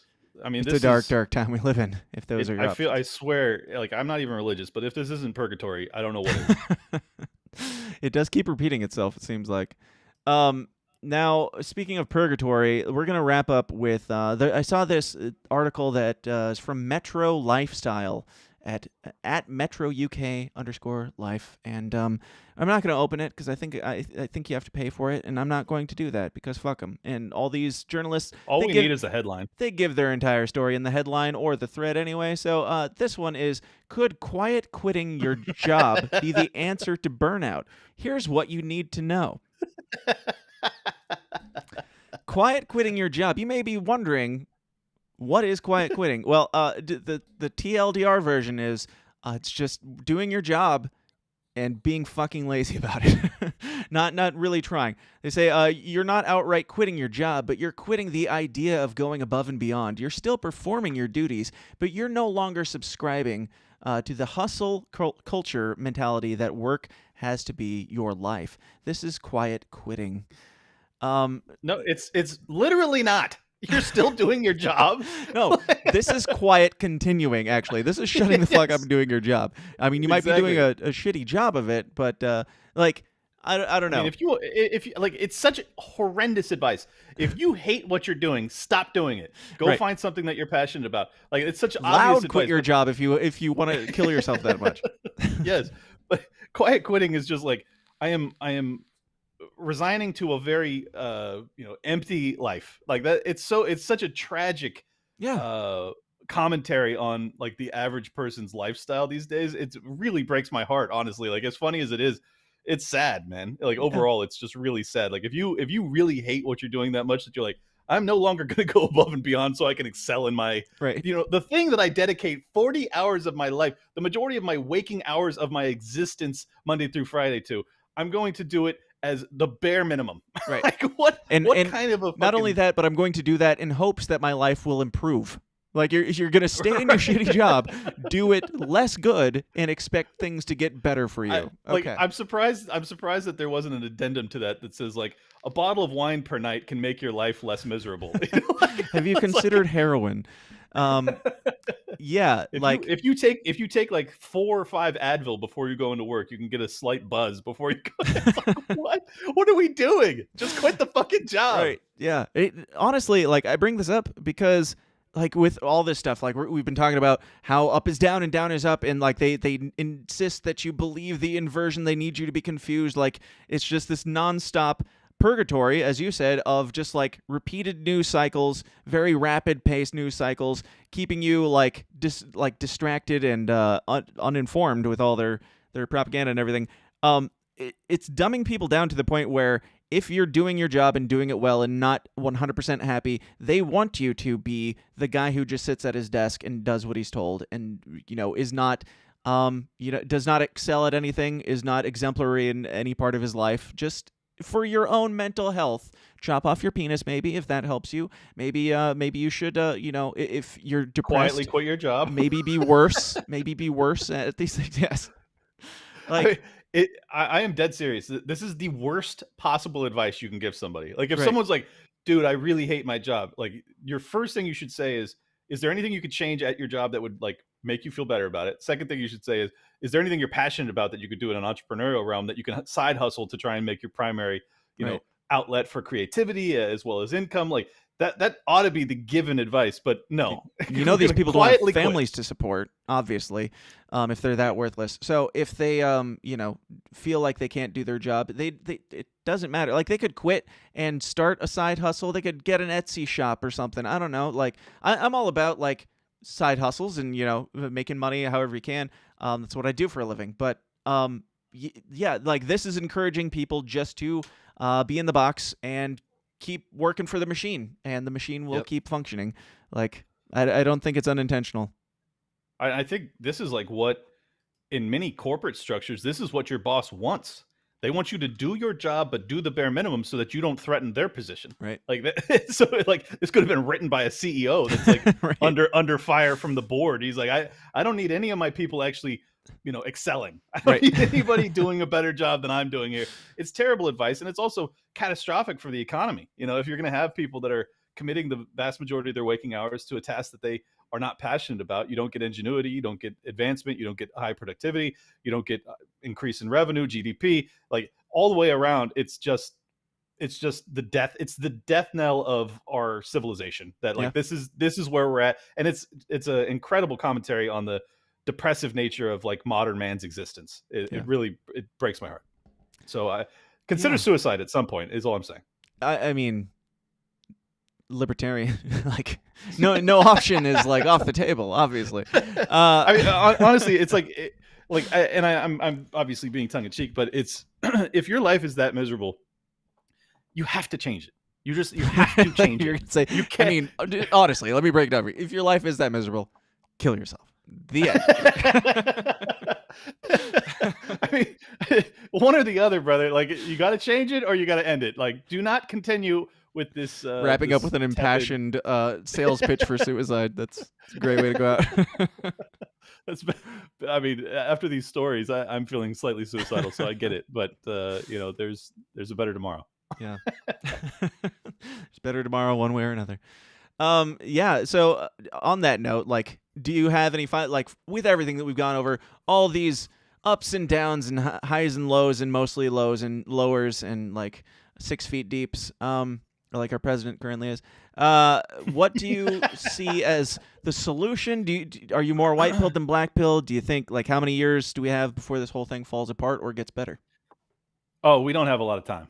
I promise you that. Before it gets better is what you're saying, right? No. The trajectory of things is very, very, very dour. I honestly believe that we are on the cusp of complete civilizational collapse. And the reason I believe that is because, a lot of people, we're going to end this on a silver lining. A lot of people are just accepting their fate. A lot of people are not willing to excel, and I'm not saying that's your job, but like just excel in life, period. And we need people that are going to take swings, take risks in this period. And I don't mean martyrdom. I just mean like getting better, getting better at your craft, getting better at speaking or doing whatever you're doing, get better at it. We need people that are going to excel, because especially the people that are like watching this or listening to my show, like if you are of our mindset, I want to see, like, this is our competitive advantage. Everybody else is imbibing this shit and taking it as the gospel, like to quietly quit your job. Like if you're viewing your competition, which is what in the quasi variant of free market capitalism that we still have, you have a huge competitive advantage because you're dealing with a bunch of people that literally go home, crush like a bottle and a half of wine, wake up, Sharon in the comments section. She's exactly doing that right now. It's usually Shannon in the comment section, but anyways, her name is Sharon. Because she finds it degrading. So okay, my bad. But like you have a huge competitive advantage. Like just think about, then you have other people that are like chopping their body parts off just because they've had a rough couple of years. There's obviously there's some people that do it for legitimate reasons, but let's be honest, a huge percentage of these people are just incredibly depressed and mentally ill. So I just think that like we have no reason not to win. Like I'm going to spin this positively because I honestly do think like we are going to fucking crush if we can be the small group of people that are actually seeing these as opportunities as opposed to reasons for suicide. Like there's no reason that we can't. There's a fine line. Yes, it is a very fine line. But I honestly, like, I watch this stuff and I'm like, there's no way I'm going to fucking lose. Like, there's no way I can lose to people that are quietly quitting their jobs and shit like that. There's no way I can lose to the Biden administration. It's not just people that are quietly quitting their jobs. It's people that this article is written for. Somebody who reads it and they're like, that's a good idea. Like, it's not just people who are quitting their jobs; it's people that through just Metro UK life telling them that here's an option: be more worthless. They're like, yeah, that's a good idea. Like, it's that person that I'm not all that concerned about. The best part is 99% of the readers of that article are people at their job that have already quietly quit it. Right. You know, like, they didn't need to be told. If they were going that route, they were there a long time ago. There's plenty of them doing it for years. And I don't, I think some of them quietly retired, in fact. Yeah, I had my first jobs was fast food and a bagger at a grocery store. I was quietly quitting, I'm an OG quiet quitter. Like, if you're doing a minimum wage job that is going to be a 6-month stint before you go to college or whatever, like, I don't people blame like you for me doing were the bare quiet quitting so that kids like you would have the right to quiet quit today, respectfully. Exactly. We are the Jackie Robinson of quiet quitting. But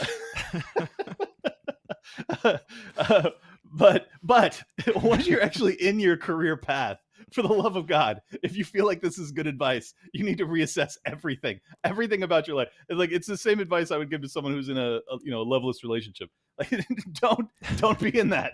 Don't do it. What are you doing? Oh God, I don't understand people, man. Sharon said, and I'm actually venturing into a business asshole. I'm not sure what a business asshole. Job, Sharon. I'm not sure what a business asshole is, Sharon, but good on you. No kink shaming here, I suppose. There's so many people in OnlyFans that have also gone to that industry.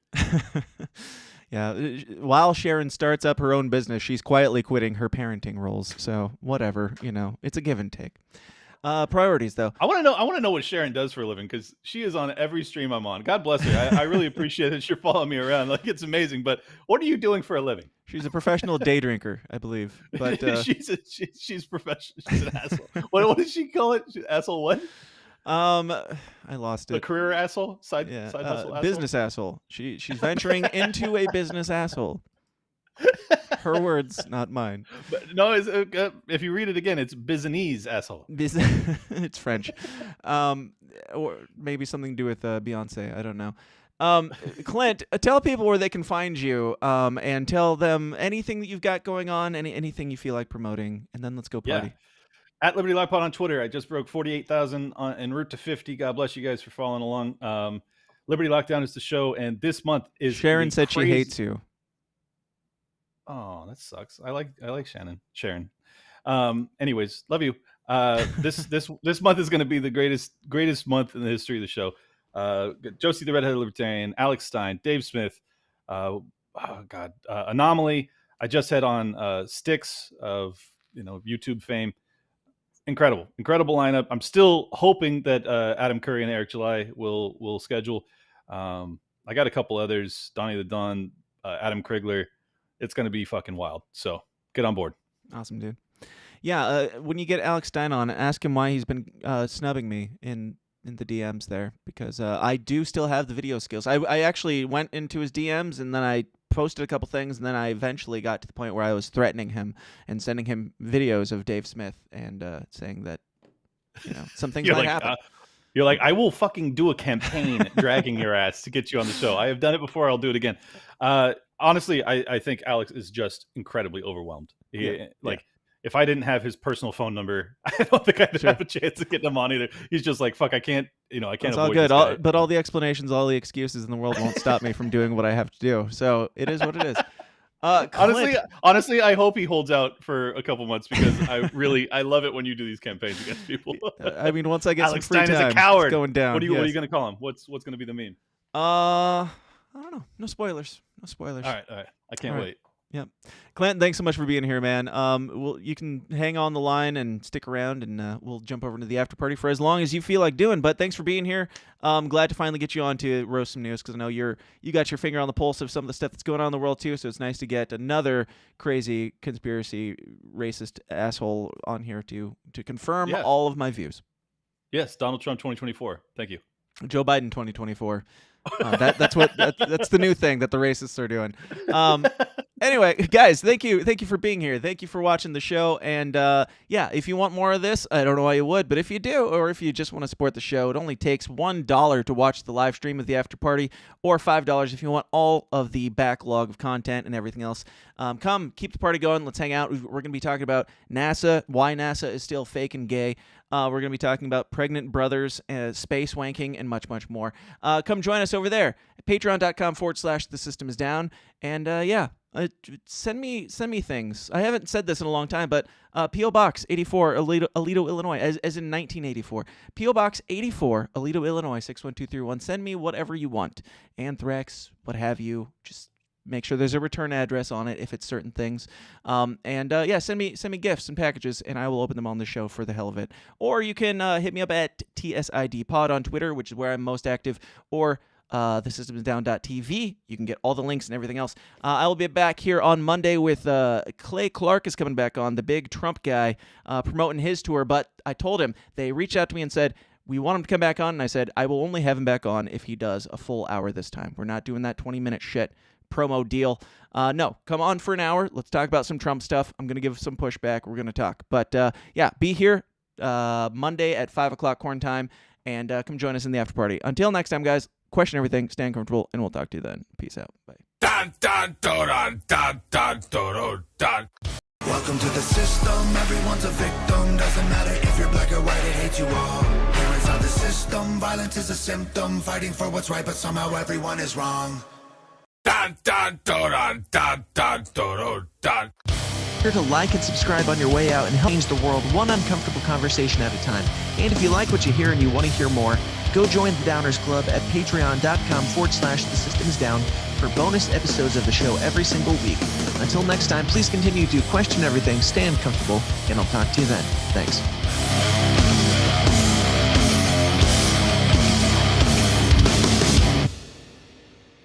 This has been a Goulash Media production. GoulashMedia.net. This concludes our broadcast day. Click.